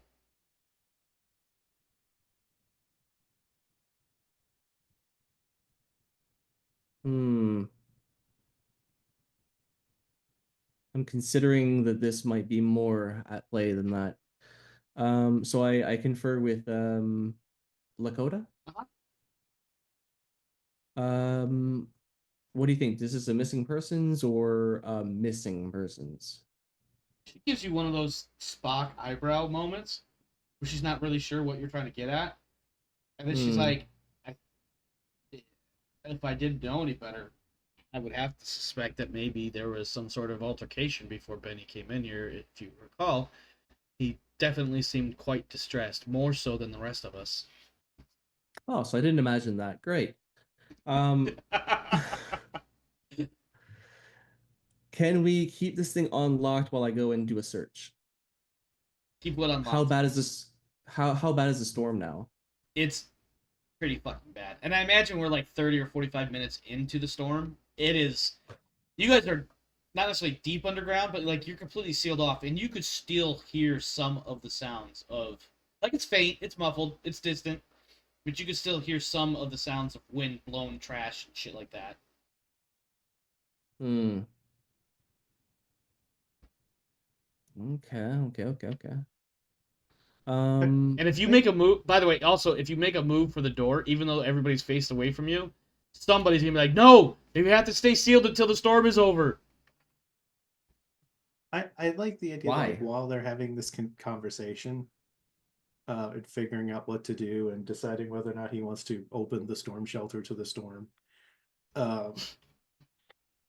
Pike is gonna go back to Amir now that like we have got everybody under control and I've taken all their weapons, just to check and see how Amir's doing. She seems fine. The stress is getting to her a little bit, but like she's keeping it under control. Like at the moment, things are contained. I think she probably even uses that word at one point. But she's also like, at one point she's like, if we're gonna be down here for hours, keeping these people at gunpoint, it's just not going to be practical at all. No. So Now, mind you, she says Yeah. that to Pike, not to the captain. Yeah. because yeah, I know. Captain's in I'm charge. thinking of like solutions of this. Yeah, But yeah. Pike says, without cuffs, this is gonna get real fucking annoying real quick. But Mhm. I told you, Mhm. he would calm down. He has been de-escalated. I mean, check him out. I think she looks at you, she looks at him, she looks at you, and she's like, wasn't quite the de-escalation I was thinking, but I suppose if it works, it works. Yeah, I'm pretty sure they were staring at him going, why the fuck are you smoking in our storm shelter? I specifically mentioned the ventilation because I knew in such close quarters that cigarette smoke is going to annoy everybody that doesn't smoke. Yeah, that's a rich stogie right there. Yeah, Dick dick move, whatever. Yeah. So as long as everyone's annoyed at me and not my crew, I'm happy. Because I can take the blame, I guess, at this point, like the brunt of the anger, as long as I'm behind them, right? That's how politics work, right? More or less, yeah. Yeah, whatever. I mean, Congress can fuck up, we still blame Trump, so Right. it's a bad analogy. So Go ahead. I mean, let's not go there. Yeah, that's exactly what I meant. Yeah. All right. So we have a doorway, Mhm. and we have a pile of guns. Can guns go in corner here, and then we can somehow just protect it? I imagine there's probably some shelving and storage containers and things of that nature that maybe it would be easy to put all the weapons in one box and just kind of leave it in the corner with somebody sitting on it. Somebody's pike-sized and shaped. Okay. Then I'll take your advice I on think that you're one muted, there, and Kate. I'll lead us. Also, it doesn't look like the pike-sized object is particularly labored by carrying these weapons stuffed in his waistband or on slings around his back. I mean, whichever. Okay. Alita, you're on gun cleaning duty. All right. I guess Alita is cleaning guns. So she's gonna go over there in the corner and clean the guns. And we're gonna release everyone to general wherever they need to go. General, we're gonna release everybody to the Gen Gen Pop. Yeah. Octavia, let's take a quick moment and just kind of Yeah. loop up into space. What's going on the ship, Octavia? Yeah. Not So- a damn thing, I imagine. It's a whole lot of we can't talk to them right now, so Yeah, probably 20, 30-ish minutes into the storm, like you lost that steady communication signal that you had before. yeah, Gone. they don't have antennas down there anymore. And they're in a storm bunker, so their personal equipment can't transmit that far. Mhm. I mean, we can just do flybys over them until we pick up radio signal again once the storm's over. Yeah. I think at one point Dudge actually says, do we really want to go down right away? Like, maybe wait until we can reestablish communication first before we head down? We should go down right away because the fact that there's only 2 families left out of what was at one point a 1,000,000-person colony means there's probably something off on this planet, and I would rather not leave our people down there. After a moment, Dudge was like, all right, fair enough. I mean, it's 100 years to go from 1,000,000 people to, I don't know, 8, 10, something like that. Yeah, we It's did the insane. Yeah, math. we did the math. Yeah, I remember that. Yeah. We did the I don't remember it now, but we did the math. It's like It was bad. It was, It was bad. Like really that's bad. a lot of dead people. Yeah. So I'd rather not leave them down any longer than we have to. And frankly, I mean, Captain's choice was to stay down there with them. So it is what it is. Yeah, it's not the best choice I would have It's not a choice I would have made, but he's the captain. I'm a pilot. I just fish bumped Dudge. All right, back down on I'm the on the same surface. page with you, man. Back down on the surface, or more accurately, under. What's going on? You guys have been down here at this point probably about an hour, and the storm has absolutely no sense whatsoever of abatement. It's just continuing. Every now and again, there's a big thud, bang. Something gets flung from one side of the compound to the other, and you hear the reverberations or whatever. I'm taking the very passive aggressive stance of leaning against the ladder that leads up to the hatch. Okay. Because ain't nobody touching this fucking ladder. Yeah, absolutely. Okay. Warren, right? Anything? I guess we're gonna have to wait this out considering the Yeah. storm is so bad. That we're not gonna be able to turn out whether there's an altercation or a missing person. So I guess we're just gonna have to go on with that. Okay. You said that Liz was distraught. Violet was the one that was Violet. distraught. I thought Yes. Liz. Pike, you're Okay. sitting on the ladder. Can you do me a favor real quick and just make a random ass observation roll for no particular reason? Let's hope it doesn't stress me out. Okay. Let me see. How do I phrase this? You're getting wet. Drips. At first, I mean, the first drip or two was really weird, and then it just like became more persistent, and you confirmed that these were actually drips because now you could see the wet spot forming on like a shoulder or something. Yeah, I will look up. Is it coming through the hatch? Yes. Is it coming for me? Is it coming for me? Yeah. How many of them are there? Oh, the answer to that question might be scary. Drip, drip, drip, drip, drip, drip, drip, drip, drip, drip, drip, drip. It's steadily getting. Now, when I say steadily getting more and more, it's not like flowing water yet, but it's becoming almost a steady stream of every second, every 3/4 of a second, every half a second. You're getting pretty well soaked at this. Well, not soaked, but it's obvious at this point. Hey, Captain. Yes. I've got We've got water. I've got something. I've got something I want to tell you, but I want to tell you over here. If you're cool with that. Here, come over here. Okay. Okay. What do you want to talk about? Do you come closer and then say that, or do you say that before you come over? Yeah, I kind of just like sneak in here and what's up? So, how much longer you reckon we got on that storm? We've been here for 40 minutes. By this point, about an hour, hour and a half. Hour and a half. Okay, so probably about what, 3 hours? 4 hours? Sorry, I was reading something. One more time. What was the question initially? How long was the storm, and how long have we been down here, basically? Oh, you've been down there about an hour and a half ish.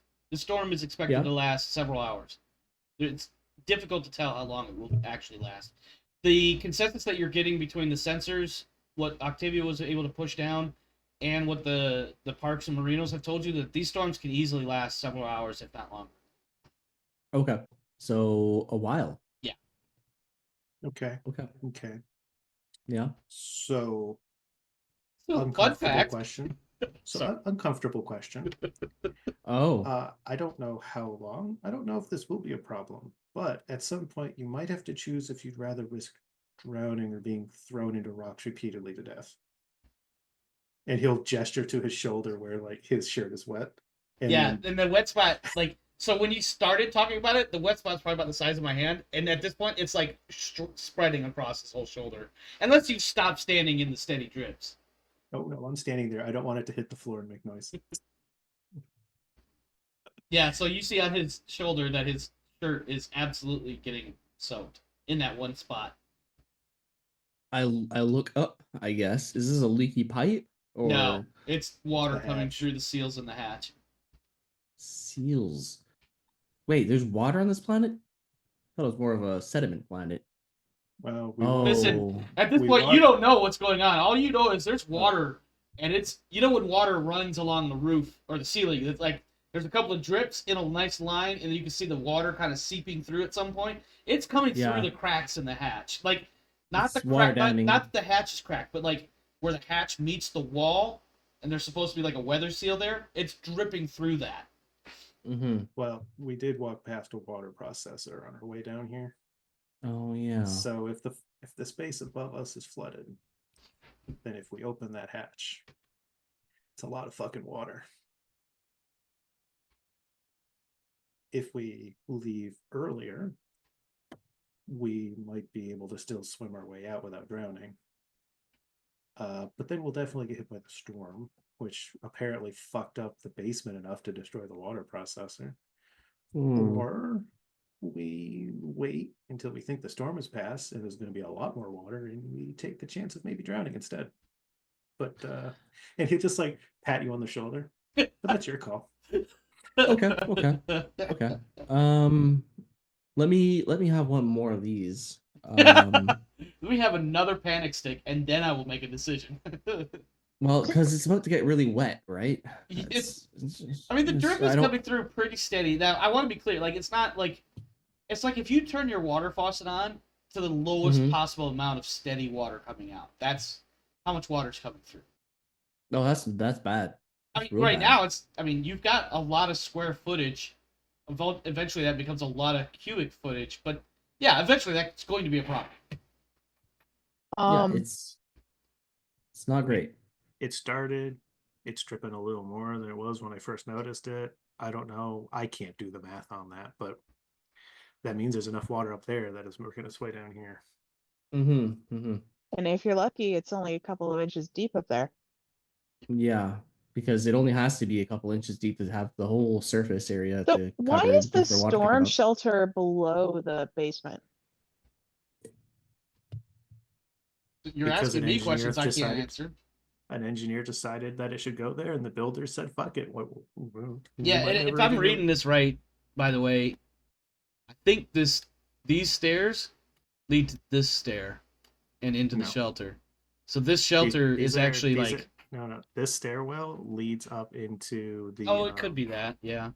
Yeah, because there's the 3 stairwells. This one leads up into the center, and each of these leads up into each of the houses. Yeah, I see what you're saying. Okay. This ladder symbol, this stair symbol, is for the ladder that leads down into the storm shelter. Yep, that makes sense. What is this I- square? I have no idea. Ventilation. Oh, Sure. that I makes bet. sense.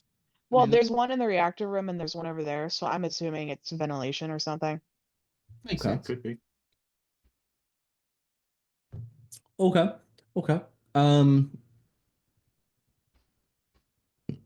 I guess in the grand scheme of things, it's not going to matter too much.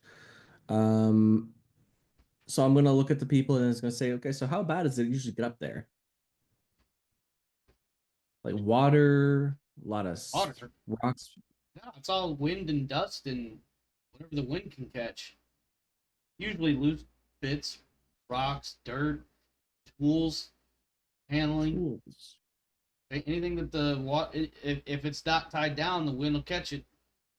It's a good thing your ship left, because that would have marred up all kinds of that surface area of that ship. These are some of the We gotta comments keep that that you're thing getting clean. from, yeah, these are some of the comments that are coming from the other people. Like, at one point it had been like, yeah, if your ship was down here by the end of the storm, there's no telling, like, you would have had to scour the entire surface of it to make sure there was no punctures or anything like that. And then, of course, you get somebody with that, of course, I once saw a piece of newspaper get thrown through a telephone pole because of the wind. The, semi-obligatory tornado reference there. Yeah. Somebody else says, Okay. I once saw a harvester get caught by the wind. Cow. Another cow? Oh, No, it's the God. same cow. Oh God. Such a funny-ass movie, though. The House of Horrors! Sorry, I totally Okay. got sidetracked there. Yeah. So, yeah, the general consensus is it can get pretty fucking bad up there. Yeah. Okay. In fact, one of the final comments you get is like, yeah, More than likely, we'll have to go out there and rewire half the freaking place. Mhm. Oh, I hope the electric field doesn't fall down either. Can I get a reminder of what survival does? Is it just for surviving in bad conditions? Yeah, I think it's for, kind of like a generic. you find shelter, determine what you can and can't eat. Oops. Yeah. Tracks, Ignore that. stuff like that. Yeah. Ignore that. I was hoping it would, like, when you click on a talent, it would give you a description, but I guess survival didn't. No. Skills don't.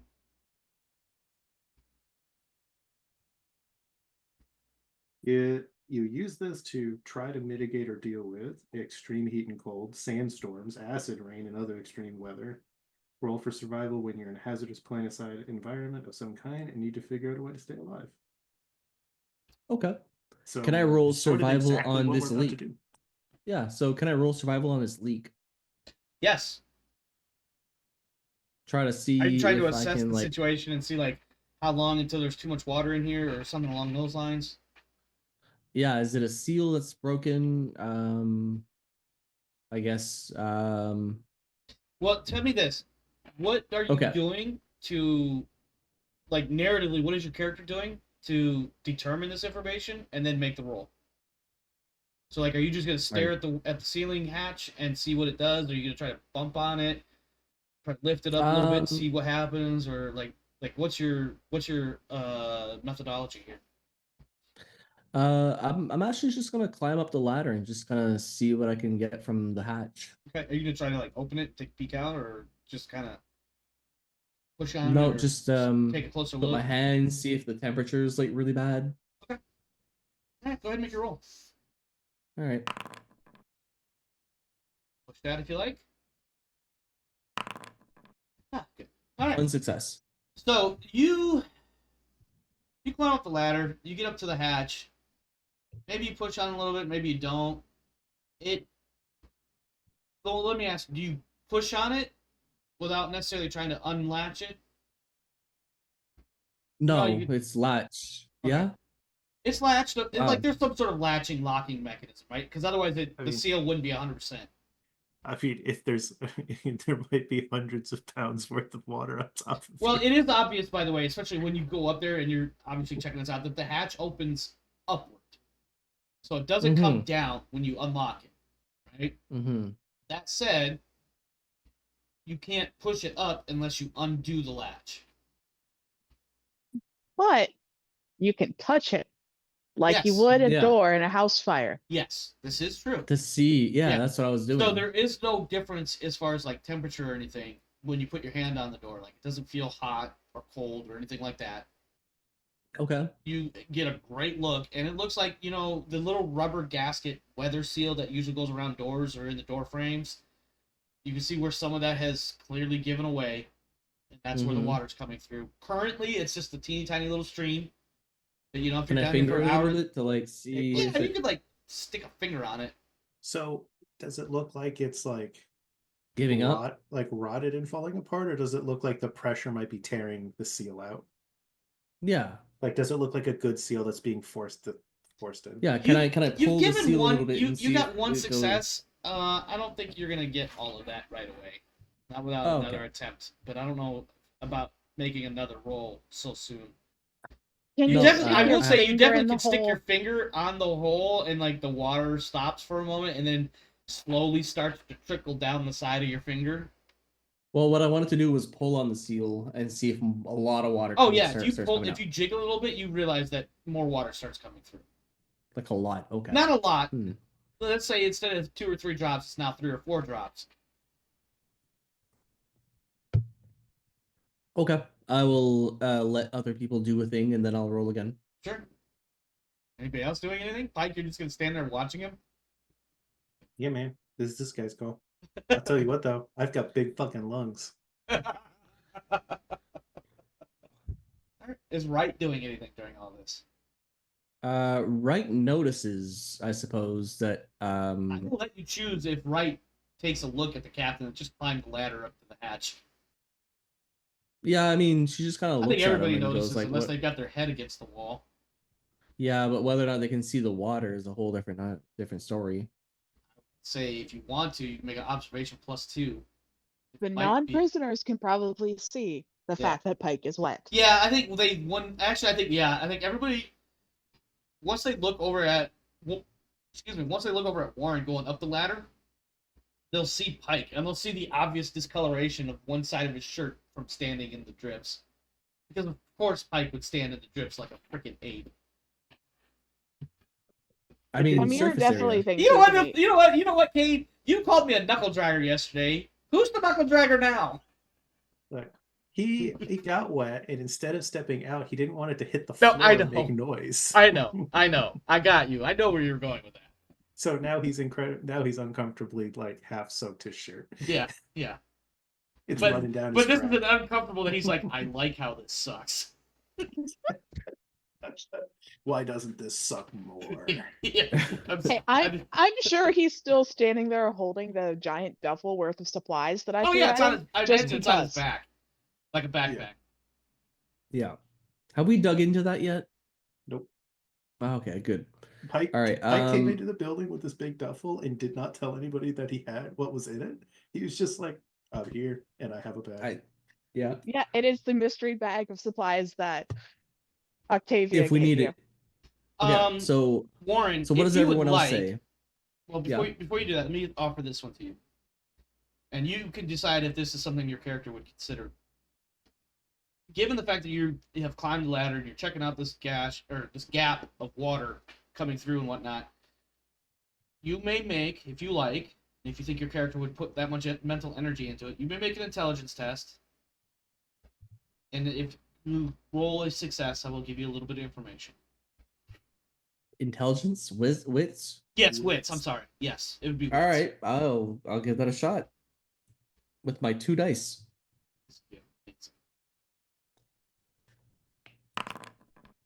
Okay. Go ahead and push that if you like. Because I love ratcheting up the stress. Yeah, I think he's gonna sit that one out on this one. Okay. Yeah. So the head scratcher doesn't really happen. What about Wright? When she looks over, do you think she would make an intelligence test really quick just to see what might happen? As she tries to piece things together? She will also rub her 2 brain cells together and see what happens. And... Rub the 2 cells together and try to get a third to show up? Oh my god. Okay. Well, she did get a success. She is twitchy. Wright picks this up, and I think what happens is Wright looks over and she's like, "What in the shit is the captain doing?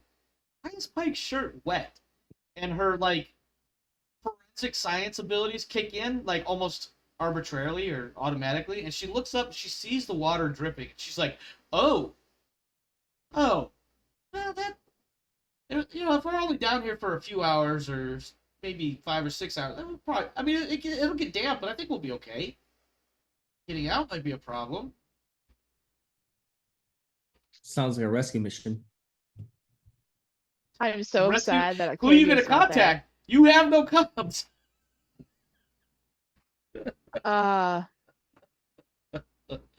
Who are you gonna because call? I know exactly what Octavia would tell you to do, but she's not there. I know. Crawl through the vent. The vent does not look big enough to fit any of you. Octavia wouldn't fit. And her tiny little petite ass.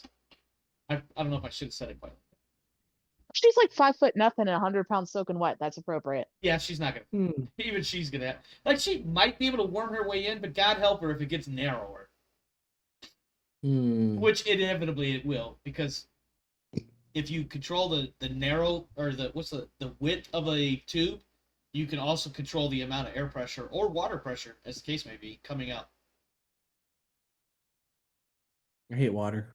So fun fact, what the Romans did with their aqueducts is they would start out a certain width where the water would collect, and then as the water would go down the route of the aqueduct or whatever, or the pipes, they would make it narrower.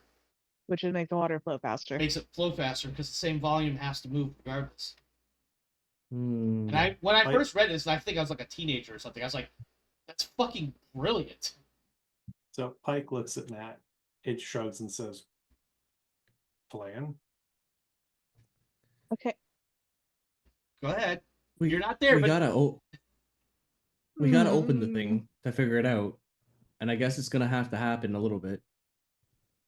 So if it's too heavy, I mean, it's not gonna open, right? I could probably open it. Pike Yeah, with his So 7 Pike, strength. like Pike thinks for a second, which is really like 10 seconds, and he says, I can open a vehicle door underwater. I can probably Oh, open that God. hatch. All right. Announcement, everyone. Good news. everyone We're looks leaving. at you. We are potentially going to have to evaluate the security of this storm shelter Is that by the water? fact that yes. Shit. The water tank must have Anyone been knocked over. anyone have any ideas how much water that is up there lot. or okay. Any ideas on how to get out of here while there's a lot of water up there? Wait for the storm to finish and then hope for the best. We're pretty well fucked if that water is up there. As soon as you open that door, the water, if you can even open the door, the water's going to pour in down here and we're going to be pretty well stuck. How long can you hold your breaths? Not sure if that's a question I'm prepared to answer right now. Well, You get a couple of these answers. They don't use the same words, obviously, because clearly they had voice actors with different lines. But, you know, the gist is, I don't know. And I don't want to. Yeah, right. Are we still getting fresh air from the vents? Yes. That it is. I mean, I hate to say it, but we might have to wait down here for a little bit longer because if it's knocked over, that means that no more water is coming down there. It just means that there is a set amount of water, right? Yes, there is a set amount of water, and nobody can give Okay. you a specific number of gallons. And even if they did, I don't know if anybody would be able to fathom what I wouldn't that be able to means. piece that together. Yeah. Yeah, I like wouldn't you wouldn't be able to piece that together. together. Like, how much cubic footage is that? The fact is, there's enough water to fill this fucking room. Is the gist of what you're getting. The tank is Now- probably bigger than the storm shelter. Correct. Because it's a whole colony's worth of water. Yeah. Okay. No one has explosives. How would you even need explosives? That's coming from one of the parks. I mean, there's explosives up there, but When All right. when would it be inappropriate to have explosives? Yeah. this is Benny. And I'm just going to imagine, of course, the teenager is the smart ass. It's like, I don't know if I like the idea that you're thinking that way, sir. Boy, you do not want to know what goes on in my head. No, I don't. I really don't. Okay. As a player, I'm actually at a loss. I don't really know what to do about the situation other than just wait it out and hopefully have someone from the Sovetsk Island come down eventually once we have I like think contact with them. So there's really like two paths here that Yeah. at least Pike has presented. One is we wait until we think it's been long enough for the storm to have passed, and then you have Pike open the hatch and we swim out under the deluge of water. Which is what I was thinking, yeah. Or you have Pike open it now, and people get through what might be less water and try to brave But out it's a the storm. set at a amount higher of water level. though. Right. So Pike doesn't know how the water is accumulating in here because he's a big dummy. But if a water Okay. tank crashed here, all the water is already here. Yeah. So that's why legit. Pike presented You get 2 plans. some while you guys are having your little conversation. Like, there's other people that are chirping in their input. This And is that's the this is out general of sense character. you're getting, is that the water tank must have been damaged, and however much water was in there must have poured out. That's what's accumulated above us. And they're also giving you the gist of our best bet is we have to wait until the storm is done, because even if we can make it through the water, we would then still have to deal with the storm. We're fine now, it appears. Why don't we just sit tight, wait for the storm to blow over, Once it does, then we can get up out of here and go see what we got to do to fix whatever's fucked up there. See, you got me on my primal heebie-jeebies because I don't know how to swim in reality. Okay? Hell Water yeah. freaks me out. Secondly, if it's not a solid water or at least an icy little flocon of water, snow, i.e., I don't like it. So note this up. So Don't offer to bring Luke swimming. no, So I not can't even drag close. Luke to Niagara Falls on the Canadian side. Okay. That would be Well, hilarious. I can be on a boat. I just don't like being on a Bro, boat. you stand on like the walkways and the ledges and shit. You go through the tourist walking path. You don't get on a boat in Oh yeah, fucking okay, Niagara okay. Falls. Only Good in We're not Superman. repeating the morons in a barrel over the falls moments, okay? Yeah. See, I don't know anything about water. I just don't.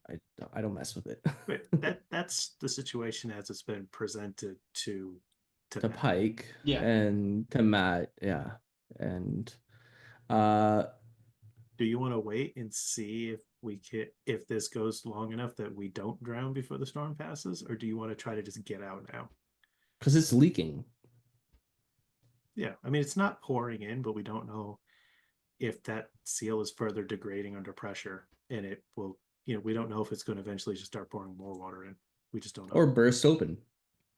That's way less likely, just given the shape of the door. If opening up with a weather seal, it's gonna go over the edge of the hatch or the opening. So if the door busted, then it would the pressure would bend the door down until it no longer held shape and came through. Like that'd be, I mean, we're so dead if You it would gets see that far. bulging or something like that before that happened, I would imagine. I think the floor would start beginning out too.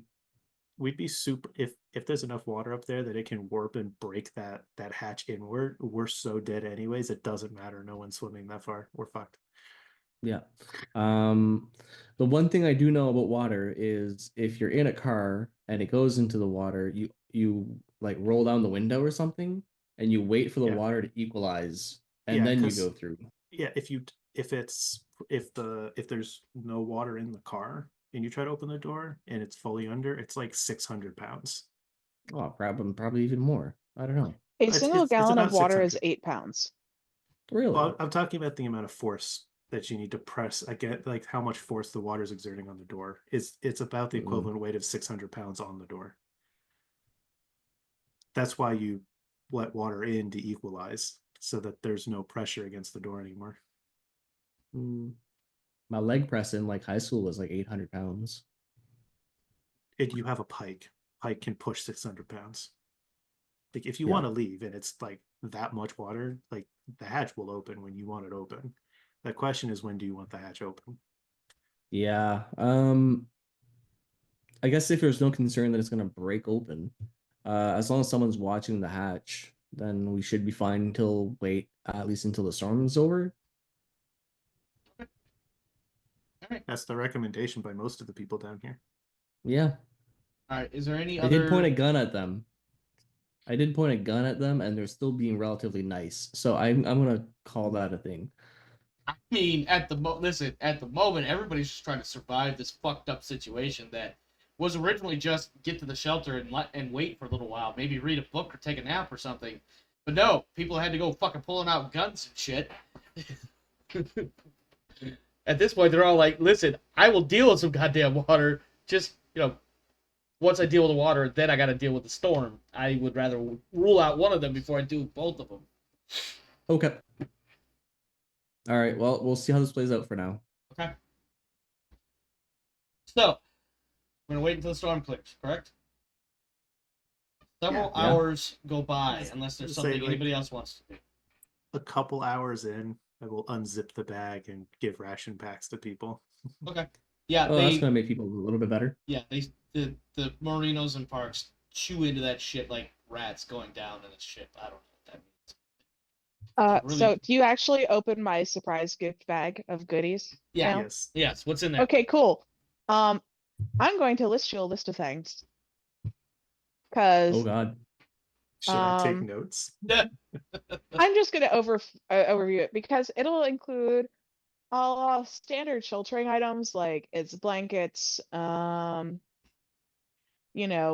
packs, aka those stupid little plastic things with silverware in them, drink mixes, bottled water, um, packed food, a couple of changes of clothes and variety of sizes, a couple of little hygiene item kits. Some baby Um, wipes. no, specifically cleansing wipes, antibacterial soap, combs, deodorant, facial tissue, hairbrush, hand and lotion. I literally have a list. Everything from bath tissue, bar soap. It'll include some basic cleaning supplies and other stuff like trash bags. Probably a broom, a crowbar, shovel, a little bit of rope, a little bit of duct tape. Um, some cooking implements like a couple of pots. Literally, it's like I took like the first top third off of like the pallet of relief supplies and shoved it into the giant, Yeah. go sea bag. Crowbar would be nice. Yeah. So it's a hodgepodge of whatever you would get in like a prepper backpack mixed with refugee supply camp shit. Yep. So like it's So not I'll- gonna have like the bucket toilet, but it'll probably have like the 1.5 foot long entrenching tool shovel bullshit. Shit like that. The crowbar, some probably enough food to last for several days and some water, a couple of spare changes of clothes, some emergency medical supplies. Probably not a full tent, but like a couple of those insulated blankets, duct tape, rope, stuff like that. Random can of So- WD-40 because fuck it. So I'm gonna put WD-40 on here because you never know when that would help. So I'll give everybody a ration pack, a bottle of water, and their choice of which drink mix they want to put in their bottle of water. Keep in mind, I was raiding the colonist like relief supply bit locker, so this is the type of stuff you would give to basically refugee camps, Yeah. All right. which would include making shelters. I just didn't have the space to put in a tent and stuff like that, so I gave you the thermal, like the stupid foil blankets. I know what and you're talking shit, about. and I know what you're plastic talking wrap, and probably a tarp or two, stuff like that.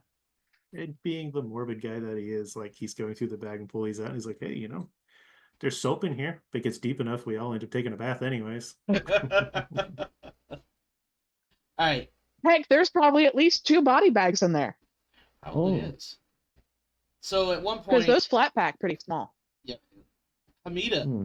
actually speaks up, and by this point, we're several more hours. I think we're getting to the point, where it's like everybody's like, I wonder if the storm's gone. It's probably gone by now. We could probably go check it out. Blah blah blah blah blah. Hamida actually stops for a moment and comes up to Captain Warren there.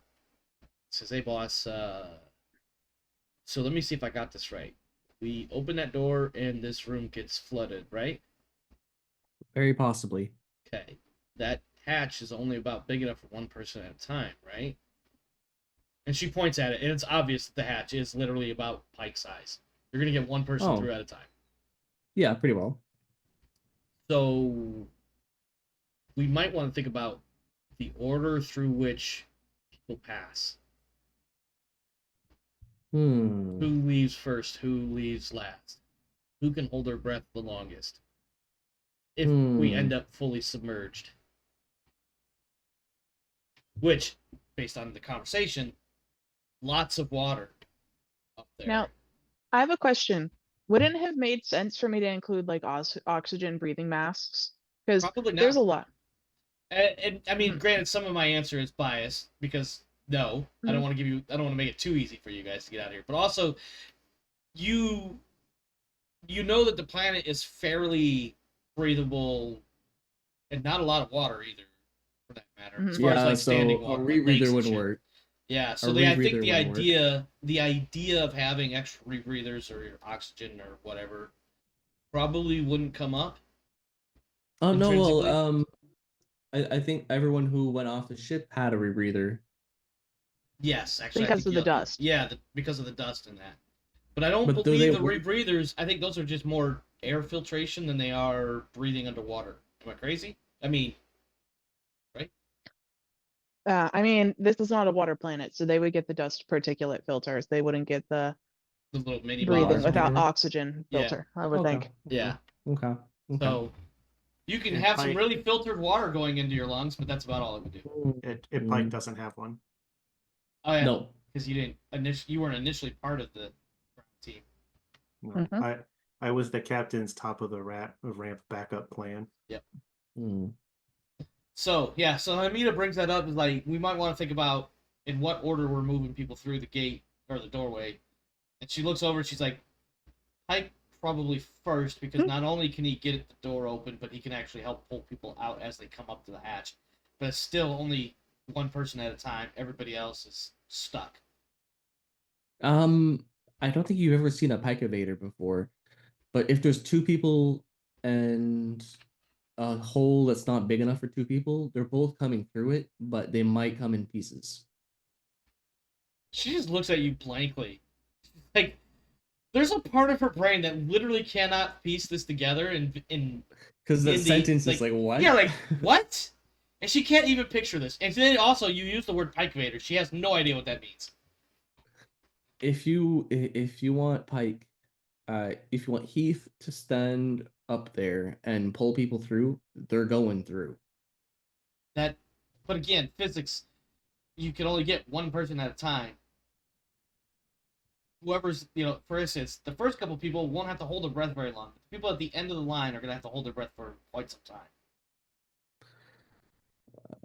Any calculation on that? Because She just looks, she's I like, mean, she looks at you and she looks at her, her physique, I guess, and her pseudo military fatigues. She's like, I am not a mathematician. got it. Neither am I. Yes, we need a plan is really the bigger part here. I'm not crunching numbers. Pike probably best at the front to keep people moving. Maybe one of either me or any other super fit person at the back, but still, lung capacity is lung capacity. I think one of the biggest concerns that we're gonna have is that when water starts rushing in here, that someone might be knocked over, Exactly. injured. So probably the Um, best place for them to, and I think Hamida says this, she's like, probably the best place for them to stand is on either side of the ladder. Let the water just flow in. It's going to flow in. People stand on either side of the ladder, give the ladder a little bit of breathing room, let the water pour in. Mm-hmm. So if everyone's ready for that, then pretty much as long as Pike can go to the ladder, it's first come, first serve at some point. Okay. But we can't really calculate for who's going to be available first at a ladder after a tragic amount of water comes in through a Right. hatch. So here's what happens. Pike, are you ready to open the door? I'm not doing anything until Matt tells me what I'm doing and what Sure. he wants me to do. Sure. Yep. Okay. So Well, here, let's do this. Let me do this. So we have Pike's right there. Let's put Warren here. Right, you can put right wherever you want her. These two are they start getting people lined up. Now, this is not specifically the order they're going to be in if you don't want them in this order, but they're getting people I don't kind of mind. organized so that they're not all in the way of the initial flow of water. If that makes any sense. I Yeah. think Pike will turn to the group since it looks like we're actually doing this plan. And he'll say, those water bottles I gave y'all, they weren't just for show. Make sure they're empty and not crushed and close them off. If it takes you too long to get up, it can be a breath. One last breath. Definitely get some odd looks from people. Clearly, these people have not had the extreme survival shit training that you've had. Are you making improvised flotation devices out of the bottled water and I the don't duct think tape? the bottles They're not aren't for big enough. flotation. No. They're It's not big No, enough. they're if they get starved on air and start to panic, they can take the top off and try to get another breath out of the bottle. Yeah. which will do two things, by the way, because I've heard of this particular strategy before, and it's really dark. Because one, the person will think that it's actually going to help them, which is going to calm them down. Okay. But two, it's not going to help them. They're going to calm down, and everyone that's around them can actually survive while that person probably dies. Damn.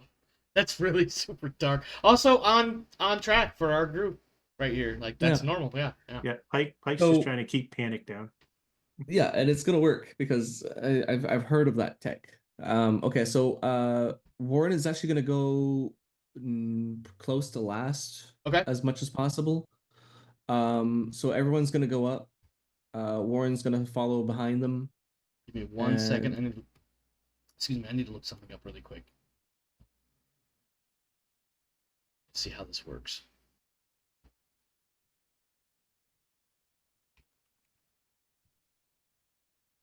That's not what I wanted, son of a bitch. There we go.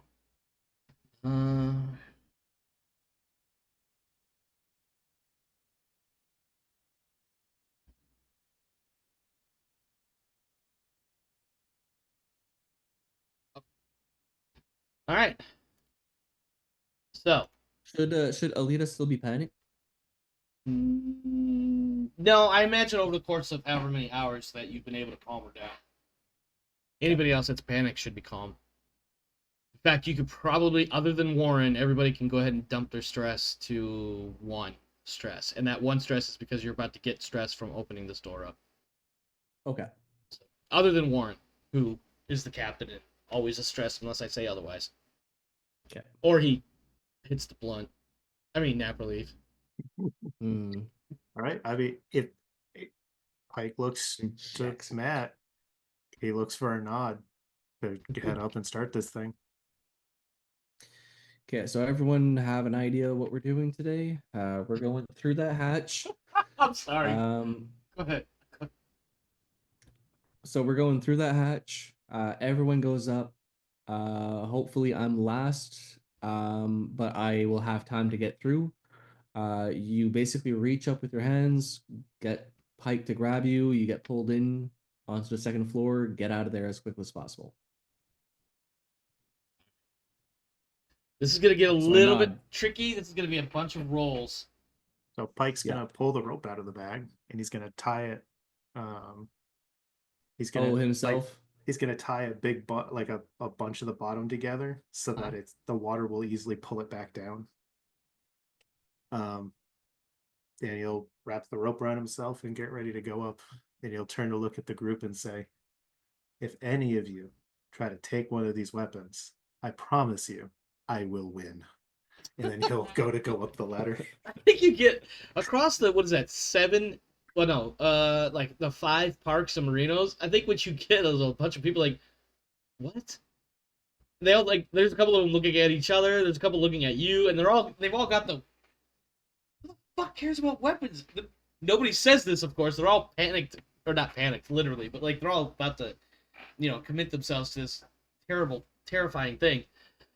Pike, I'm not gonna have you roll strength to make sure you can open the door. Let's just assume you pop the door open. It's a fucking strain. Go I ahead. have a crowbar. Yeah. So Yeah, I think you managed. Like can- initially, like you pop the seal, the water starts pouring in immediately, but you get the water or the door up, you get it open, locked open, and the water just fucking pours in. It's literally within like what would otherwise be 2 combat rounds. This room is full. The storm shelter is just completely submerged up to the ceiling. Pike, when you get up onto the main floor of the basement, everything's like ankle deep, but you've got footing, right? Other than maybe a little bit of slippage or whatever, you can start helping people out. Who is the first person coming up behind Pike? Whoever can manage. You're gonna need an order of some sort. Let's all roll whatever athletic or mobility to see who's in order. Okay, because whoever is gonna come up first makes a mobility roll to get out. Everybody else needs to make a drowning roll. Ah, I see. So pick one or fight over it, or Warren's going last. and we will assume that before you open the door that you put everybody in this order. Yeah, so Warren's going last, so I'm just gonna put him over there. Okay. Oh, we lost Kane. Oh, that's not good. We needed him. Actually, let me see something really quick. Can I roll for him? Just for shits and giggles. Okay, good. I can if I need to. Okay. Alright, so who do you want to go up next? Amita has indicated that she will wait towards the end as well. Lakota has not indicated one direction or the other. The Parks and Marinos are all expectant as fuck to get out of here quickly. In fact, they're kind of jostling each other to get to the front. Well, I mean, yeah, they go for it. Okay. Parks is going to make her, or this Parks is going to make her mobility roll. I'm going to give her 2 additional dice because Pike is up at the front, or up at the top helping people out. Okay, she makes it out, no problem. The others, everybody else needs to make a drowning roll, and what that is you roll stamina. If you fail, you take a point of damage. Okay. And then if you become broken, the rules change slightly. Okay. So I'm gonna go ahead and do all the NPCs really quick. Okay. And then I'll do Stamina. right and Oh, Warren. stamina is a skill, not a. Where is it? Why can't I? There it is. All right, Marino is good. Well, that Marino. Amir is good. Amelia is good. Morgan, not good. Benny, not good. And Lakota, good. Okay. Wright and Warren, go ahead and make your drowning Okay, rolls. Wright. Please. All right, Wright is good. And Warren. Not good. Take a point of damage. Can I push it? You can push, yes. Okay. You're good. Yeah, okay. All right, let me double check something really quick, see if Kane has said anything about his connectivity. He is double checking his connection, so he'll be back, I'm assuming, in a moment. We'll give him a moment or two. All right, while we're doing that, we can always catch him up as far as who's gotten out and whatnot. All right, who's coming out next?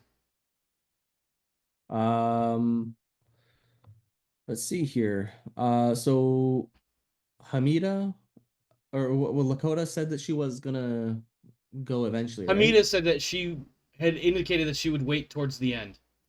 Okay, so Lakota then. Just Okay. might as well get her out. All right, so she gets mobility +2. She's out. Put her over here. And then everybody else needs to make stam.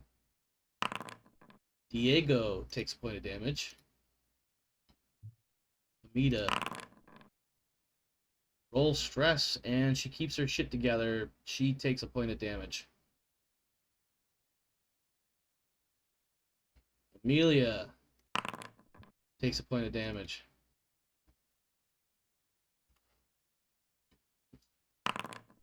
Fuck, Morgan takes another point of damage. Benny takes a point of damage. Holy shit, that is not good. Mm-hmm. All right, Wright and Warren. Right. Rolls, please. Wright is good. Warren. Pushing it. Yeah. Good. All right. Who's coming out next? You got 2 people. Now, this is up to you, and this is kind of metagamey, but there are 2 people that are down to a single hit point. And they are struggling, so get Yeah, them so out they of would there be first. you'd probably notice that Benny and Morgan are both struggling right now. I have returned. I see that. So far, I've also, so Kane, just So, for your edification. I But- got the last thing I heard was the water was ankle deep once I above. Yeah, so when Yeah. you got up onto the main floor, it is about ankle deep, but you're able to get decent enough footing where you can help pull people up. You are giving everybody a +2 modifier to their mobility tests. The problem is, whoever's coming out this turn gets the mobility +2, everybody else has to make a drowning roll. So far, 2 people are down to a single hit point. Yeah, They're both so NPCs. so let's get the younger one, I guess, Benny. Yep. All right, so Benny is Yeah. going to come out. He is making Hopefully. mobility +2. And Oh, Benny good. is out, coughing up all of his lungs. Everybody else has to make stamina rolls, however. So Diego's good. Mm-hmm.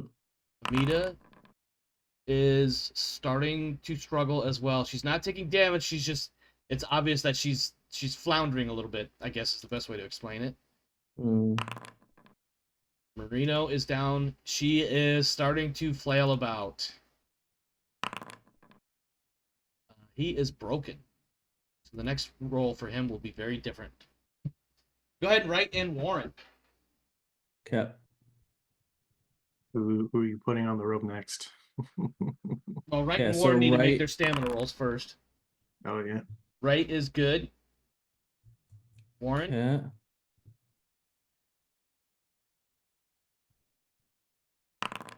Also good. Okay, who is coming out? I will say Morgan is Morgan is floundering. he's floating. Yeah, and he's dying. he's actually floating right now. He's not Okay. actively moving. I signal Wright to go and do something with that guy. Okay. Either in a corner or to the ladder, whatever Alright, she decides. She needs to do Wright, give me close combat, no modifiers, to pull his ass out. If successful, Wright can choose if he comes out first or if she comes out first. He mean, comes out is first there- if yeah. Could she try? Because he's no resistance, right? He's unconscious. Yeah, he's broken. Could she grab the rope and like hug him? And they'd probably be about Pike's size to be pulled through as long as she can hold on to him in the rope. I'm just gonna say she'd that have they to can't pass both. him first. She can't get both of them out. She can get him to the hatch, and then Pike can pull him out, or Pike can Yeah. pull her out and then grab him on the next round. But that means he's taking water into his lungs for that round. As his body. So tries to breathe. either so close combat or Yeah, basically close combat to drag his ass over to the door, and then Pike will, assuming success. All right, yeah. So Pike. So basically, what happens is Wright scoots over, grabs him up, scoots him over to the door. Pike, you grab him by the scruff of his neck, basically, and pull him up out. But he is going to spend a round, dying a little. basically dying. I'm gonna roll crit. I'm probably not gonna do what I want it to do. So It's not. It could be something yeah. like he get busted toes from drowning. yeah, Like, exactly. He's- So he's actually, an oh, NPC. hypoxia. I'll put. he's an NPC. You can do whatever the hell you want. Yeah, I know. I'm also gonna put him Mm. exhausted and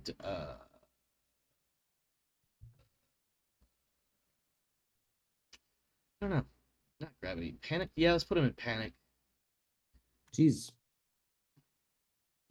Okay. But he is out for the moment. Okay. Everybody else needs to make stams. Yeah, Diego takes a point of I- damage. I pull him out and I look to the others that are already out, and I just say, "Help him," and then I go back to what I'm doing. They will make, See- these other guys will make, somebody's gonna make a first aid roll here in a second. I just gotta get through the last NPC that's in here. Maybe our Ooh. Tinker Tailor. Amelia spy. collapses as one can collapse in the water. Look, actually, Lakota is going to do the medical aid, and she is going to stabilize him. So Nice. he's unconscious, but he will make it. I think she Okay. goes over there and does some of the like chest thrusts or whatever it is that you do to try to get water out of people's lungs. Mhm. And so she's able to keep him from dying, but he's still knocked the fuck out for a moment. At the same time, however, Amelia is now unresponsive and just kind of hanging in the water. I try to signal to the non-combatant one over here to try to go and help her. Hamida, Yeah. she will make a close combat roll. She is successful and able to get her out. She will need Excellent. to make her stam. Not good. She's still in the fight. She's kind of hurting though. And then she's going to make another med stress, but she's okay. So she is also back up to 1 hit point. Yeah. So now there's Diego needs now to there was 4. stamina again. Diego's struggling today. Amita already did hers. All right, Wright and Warren, you guys are up for your rolls. Okay. Warren will do his. Warren is fine. Keeping it together. And right. It's good. All right, Yeah. who's next coming out? I imagine Diego, but that's up to Diego you. will try. Yep. Okay. If she doesn't want to go out first because she's at the door now. No, she's you know what? Let me just roll a 50-50 sort of thing here really fast. Just to Yeah, see how because she's right there. She's right there. Yeah, she's gonna help out. Or she will not help out, but she won't stay in the way or whatever. Like she'll assist in Pop some out. way. Oop, Oh, nope. okay. Oh, fuck it. He's fine. Diego gets out. He's coughing up all of his lungs. The others need to make their rolls. Stamina. She's good this round. Wright and Warren. Stamina rolls, Let's please. see here. Right. Wright is good. Warren Is good. keeping it together. All right. Hamida will do hand-arm signal bullshit, like basically point it right and then point at the door. Well, She's more so Wright's gonna like rank structure. She's more senior, and she's the commando. She's definitely gonna tell the private to get out of the fucking water first. She's gonna thumbs up, and then she's gonna go through. So I have to do a Mobility +2. It's Pike as help. Good, you're out. Perfect. Hamida needs to make a stamina roll. Ooh, that's not good. She is. I'm going to say that she's not frozen, but she has definitely got a look of wild panic. Warren, go ahead and make that stamina roll.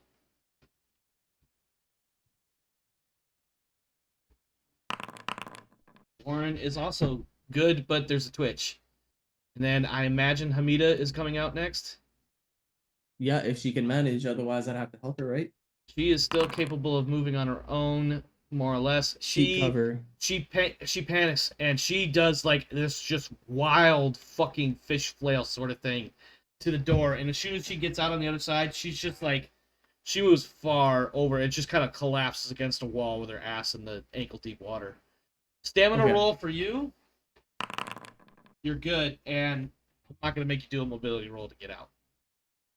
You're good. You're out. Okay. There is, at this point, the base is dark and silent. Once you guys are all upstairs and out of the water, other than the ankle-deep water, there is only some gloomy red sunlight coming in. Obviously, the water tanks are collapsed, and the water is... So basically, the water tanks collapsed, smashing the Parks' house, and leaving a gaping hole running from the roof to the foundation. That's where the water is coming in. So everything on, like, the water kind of looks like the water came in from, like, the stairs over here and just, like, flooded in past the water processing, the heating systems and all that, and then into where you guys are. So everything is, like, ankle deep all over here, especially now that the water has gone down into the storage tanks, or excuse me, the storm shelter. It's dark. There is no power. There are no lights. There's some red gloomy sunlight coming in. The air is kind of dusty, especially when you try to look outside or what have you. Make some observation rolls. Actually, no, we don't need to do that. So at some point, I'll give you. Here's what I'll do. I'll summarize how this wraps, and then we'll wrap for the night. So you guys come out of the shelter and everything. You got the weird twilight, gloomy, dusty bullshit view. Everything's wet. Looking around and taking stock of what has happened. The Parks house has been pretty well smashed by the water tanks, like I said a moment ago. Everything over there got just washed away from the flood of the water coming in that worked its way down. The harvester kennel has been battered and standing wide open, and the inside looks empty. Actually, let me go ahead and put you guys back on the other map. I'm sorry. Let's do this. Activate. And then I believe you guys could see everything. Yes. Yep. You should be able to. I didn't change anything. So, Yep. starting at the top, these water tanks over here, all Oh, got yeah. knocked the fuck over, crashed into the park's house, fucking just fucked everything up. The harvester kennel, right here, door smashed wide open, harvester nowhere to be seen. Is given the limited number of alien life like the harvester, has Pike encountered or dealt with a harvester before? I think you've heard that some colonies have used them for mining because they could burrow through all kinds of shit and just eat their way through everything. But I don't know if you've ever actually encountered one. Okay. Do I know if they're predatory? I'll have to get back to you on it. I think they're not necessarily predatory per se, but they are very territorial. Do you ask the parks or marinos anything about it? I think Pike, being the guy who walking around these people who are all coughing and gagging, is gonna be like, "Hey, so that harvester, am I gonna have to kill that? Is they gonna try to eat us?"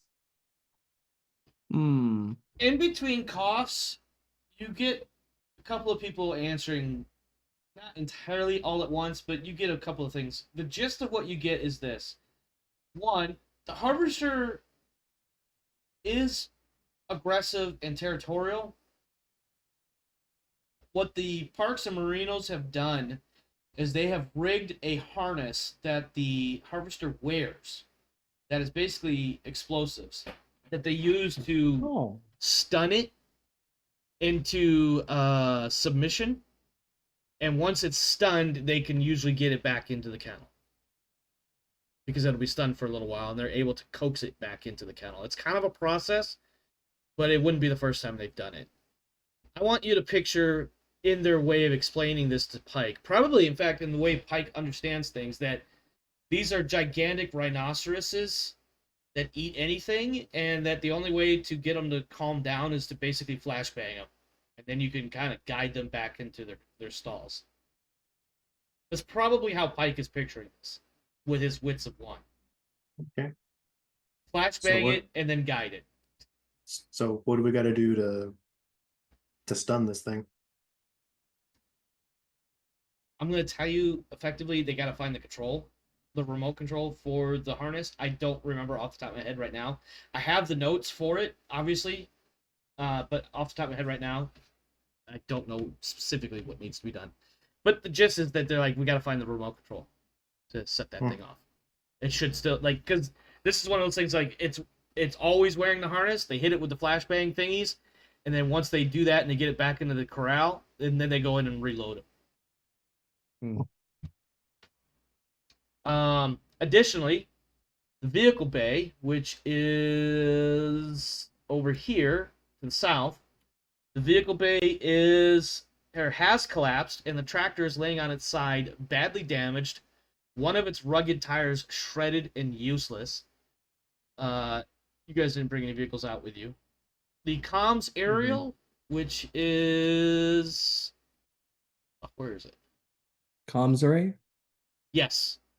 Up here, up on top of the ravine. That should be standing atop the comms array on the southern cliff, hangs over the precipice, held by a tangle of cables. So basically, your cell phone tower split in half, and now that half that got severed is hanging down the side of the cliff, held in place by the cables. Obviously, there's no way to call the ship because you don't have comms because of that aerial being knocked over. Also, But we do have an appointment with the ship. Yes. Also, you will note in the sky at high altitude is another storm, but it's not causing any problems down here. But you are picking up a higher than normal level of static on your radios. like your handheld radio shits. So like, you know, when a radio's on, it has a little bit of static or a little bit of fuzz. It's a lot more pronounced right now. Let me see what else is there. Oh, and the windmills. Where are those? I saw them up here. Top right. Top right. Yeah, the mini mill field. Yeah, up here, all of those windmills are bent and broken. Some are missing entirely, but many. Let me rephrase that. The windmills are bent and broken. Some missing entirely, but many still stand and look like they might be operable. Violet Parks is frantically scooting about the place trying to find Danny, hoping that maybe he made it and survived. And that, my friends, is where we will wrap for tonight, just based on time and where we are in the story. So you have come out. The storm has come and gone. There is some stormy shit in high altitude. The inside basement level is damp, for lack of a better thing to call it. Ankle deep is more than damp, but it's moist. I had to say it. I'm sorry. I'm contractually obligated. Yes. And there is a mess of shit that needs to be fixed in order to make this place semi-workable for however much longer you're going to be here. Let's talk about experience points. I think we did hit something of a mini milestone, so I think we can do experience points. I don't remember if we did that last session or not, based on where we were in the story.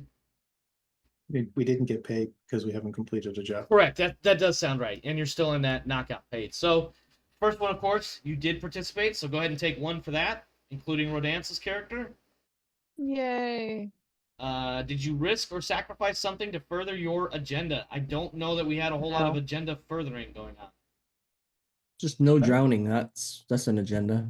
Yeah, but that's like a short-term sort of thing that doesn't get tracked. Do we think that Pike was problematic enough in supporting the group? You think he was extra enough to justify it? Because he drew down when the captain drew down? Is that where I'm going with, or where you're going with this? I don't necessarily think drawing down when the captain was just like, respect my barrel, but like respect my barrel. I love it.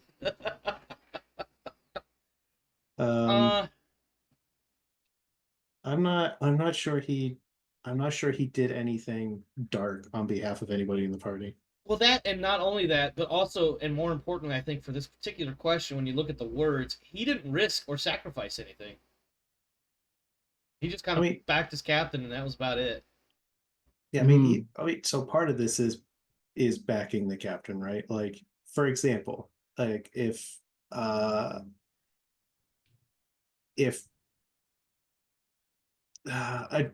trying to think of an example with these NPCs, but okay, so there's suspicion that this guy did something bad to the missing person, right? Mm-hmm. If the captain was like, "You're a danger to everybody else. You're a fucking murderer," you're done.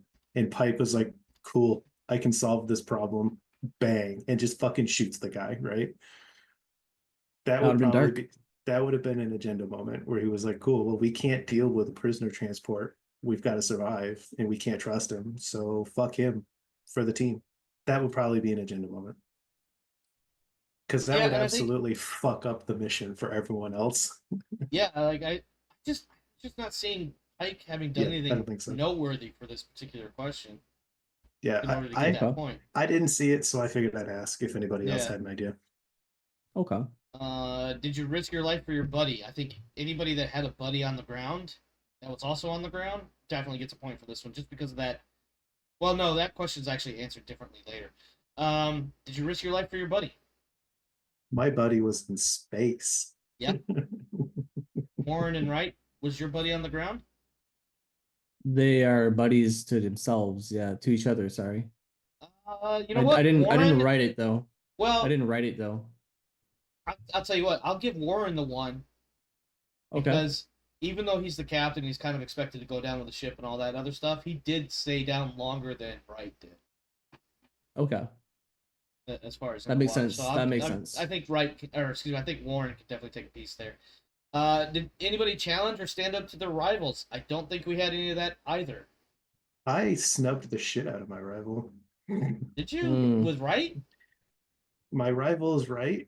I basically like cut her out of her job and was just like, "Hey, Hamida, I'm here to help you instead of this fucking piece of shit. Let's do this." So I hear where you're going with this, except for the part where That's I'm what here to Pike help, was except doing. for, you know, It was that was what Pike was doing. He was visibly like, I for took it Pike at as. least, Sorry, go ahead.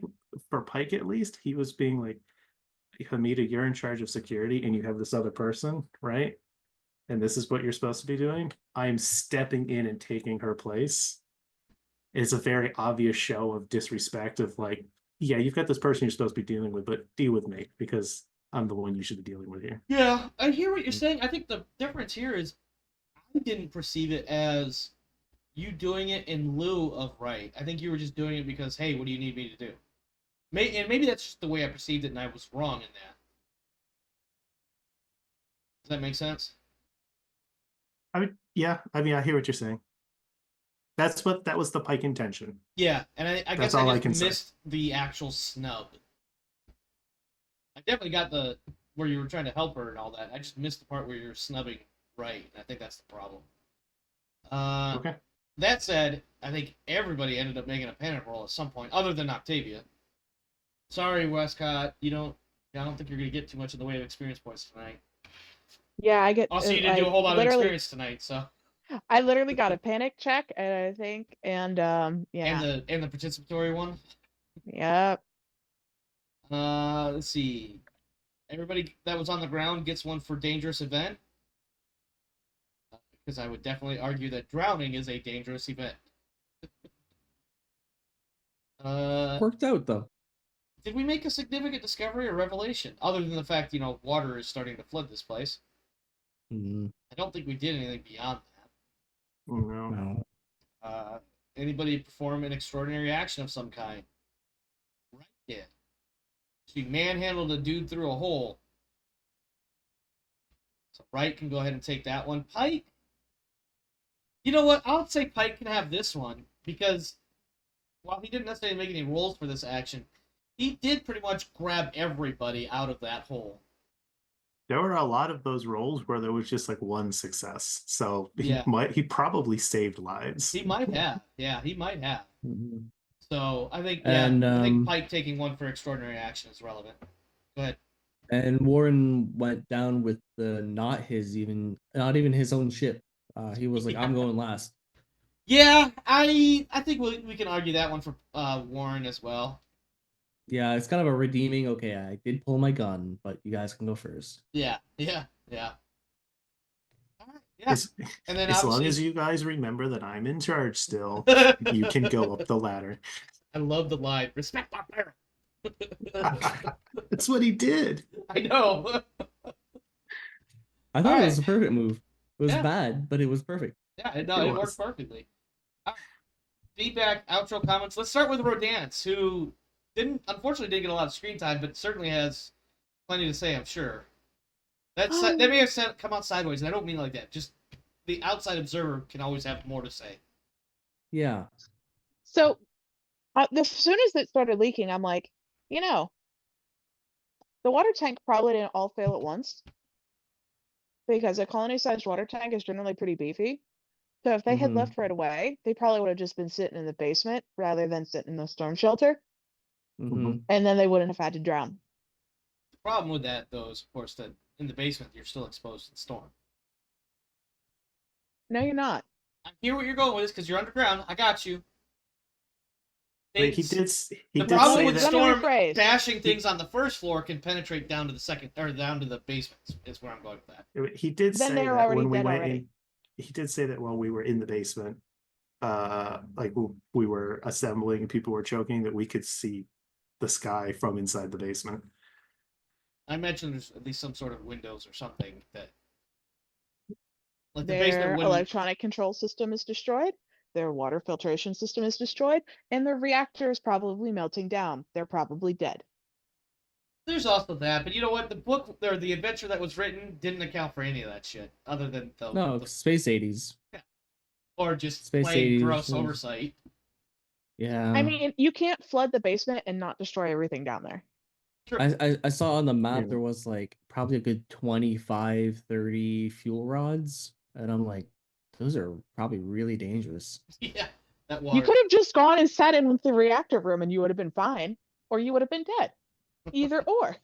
It probably would have been safer than the storage shelter. Yeah, the Yeah, it's irony. pretty much the elephant foot down there. The elephant. Honestly, not the most dangerous part of Chernobyl, frankly, but it is what it Oh. is. Yeah, No, the most there's- dangerous part of Chernobyl is those people who go climbing shit, and then when they fall off of something and get hurt, and their friends leave them to die. That's the dangerous part of Chernobyl. Yeah. Nowadays, anyways. Yeah. So clearly, there's probably some oversights in the construction of this adventure, or whatever you want to call it. But we're gonna go Yeah, with it's the Yeah, okay. I'm script glad as that I written. wasn't down there because I would have had to have picked it apart to half to death, and it would have drove everybody insane. I have just my mind was so I was doing a good job about not cringing. You were. The Yeah. details, I mean, they also- man, were driving me insane. They also provide the easy out. Wayland Yutani is too stupid to exist in the real world. No, this is also true. There's a lot of They things are that's too they are stupid in this too universe they are to be too real. mustache twirlingly stupid. Yeah. So some Yeah. Wayland Yutani guy figured he could cut corners and built this place the way that he did, and it sold Well- because they're so big. I guess we Blame- know who killed all the settlers. You can just Mhm. blame Wayland Yutani? just blame Yeah. Wayland Yutani. Their negligence killed all them. Yeah, I mean, listen.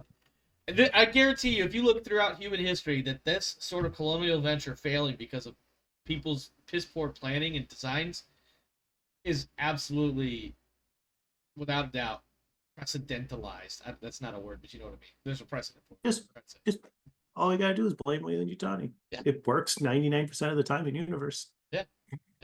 The Oregon Trail, Wayland Yutani. Wayland Yutani. Dysentery? Fuck it, Wayland Wayland Yutani. Yutani. Luke, besides blaming Wayland Yutani for everything, any feedback, outro comments you want to make? I think this was a pretty good challenge to remember how to do anything in this game.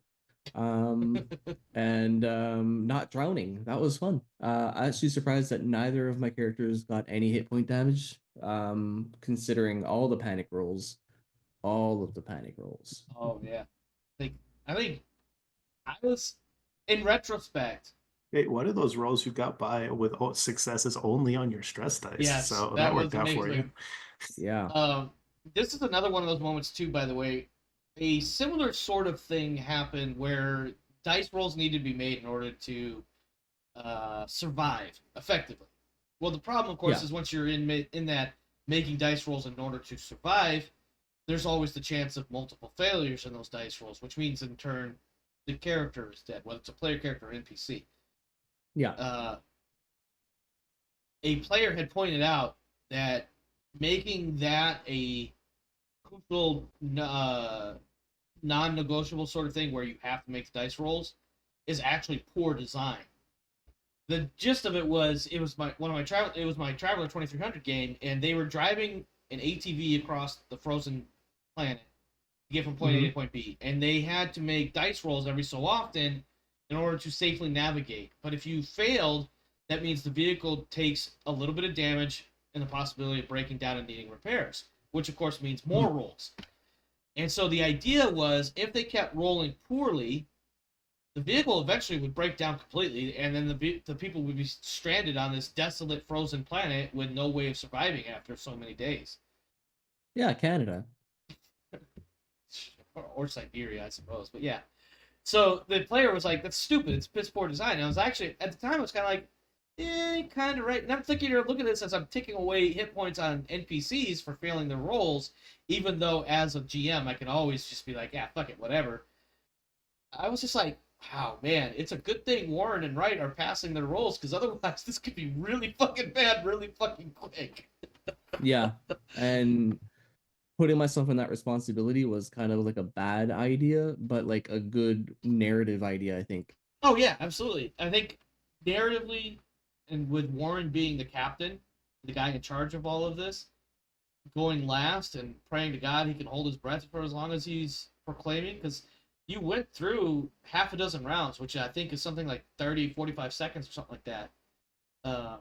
in real that time, but yeah, which especially in the most stressful people can situation. do under controlled situations. In this stressful Yeah. environment, and then still being able to have the energy to move and And then operate. control Yeah. people's actions to like save the people who are now dying. Yeah. I mean, To we, make we changes ended in up the with plan. zero Yeah. deaths. Yeah, and that was, you got lucky too that nobody died.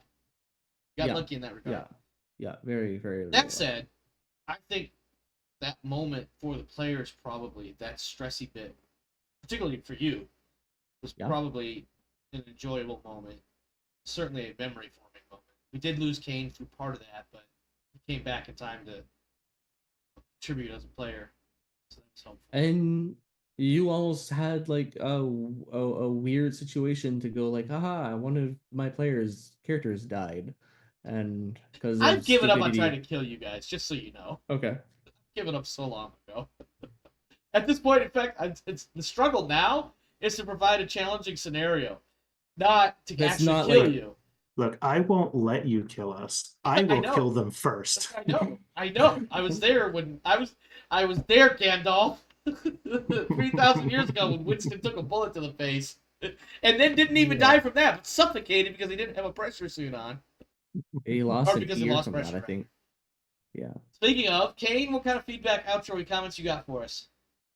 I really thought there was going to be an opportunity for my agenda with them like bum rushing the ladder and fighting each other, because Pike was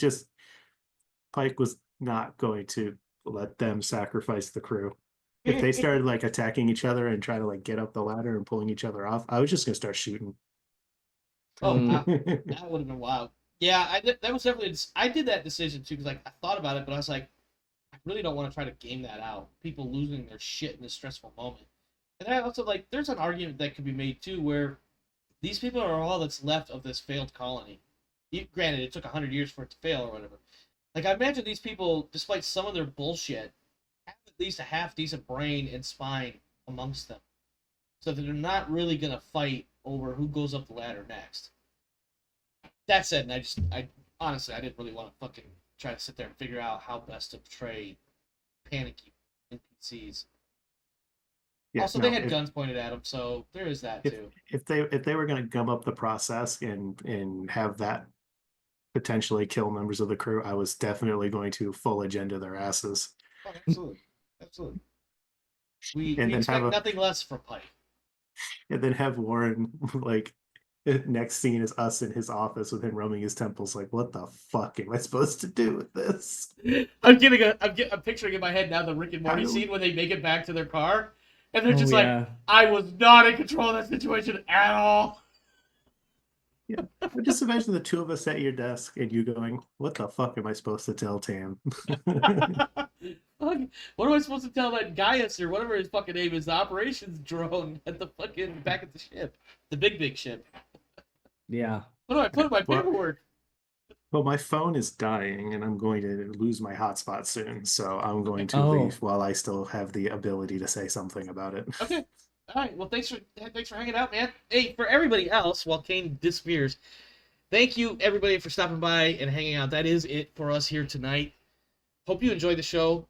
If you did, please consider smashing the like and subscribe and all the other buttons that you may see on your screen in front of you. Of course, you could always come hang out in the Discord channel, whether it's watching here on the YouTube. You can see the description, or excuse me, see the link in the description, or if you're watching live in a stream, you can always just type !Discord into the stream chat and catch the link there. Meanwhile, that's it for us. We're going to get out of here. Stay safe out there, my friends. This world is a crazy dark place, so make sure you're doing what you got to do to take care of you and yours. As for me and mine, we're out of here. We'll see you next time. Have a good one, my friends.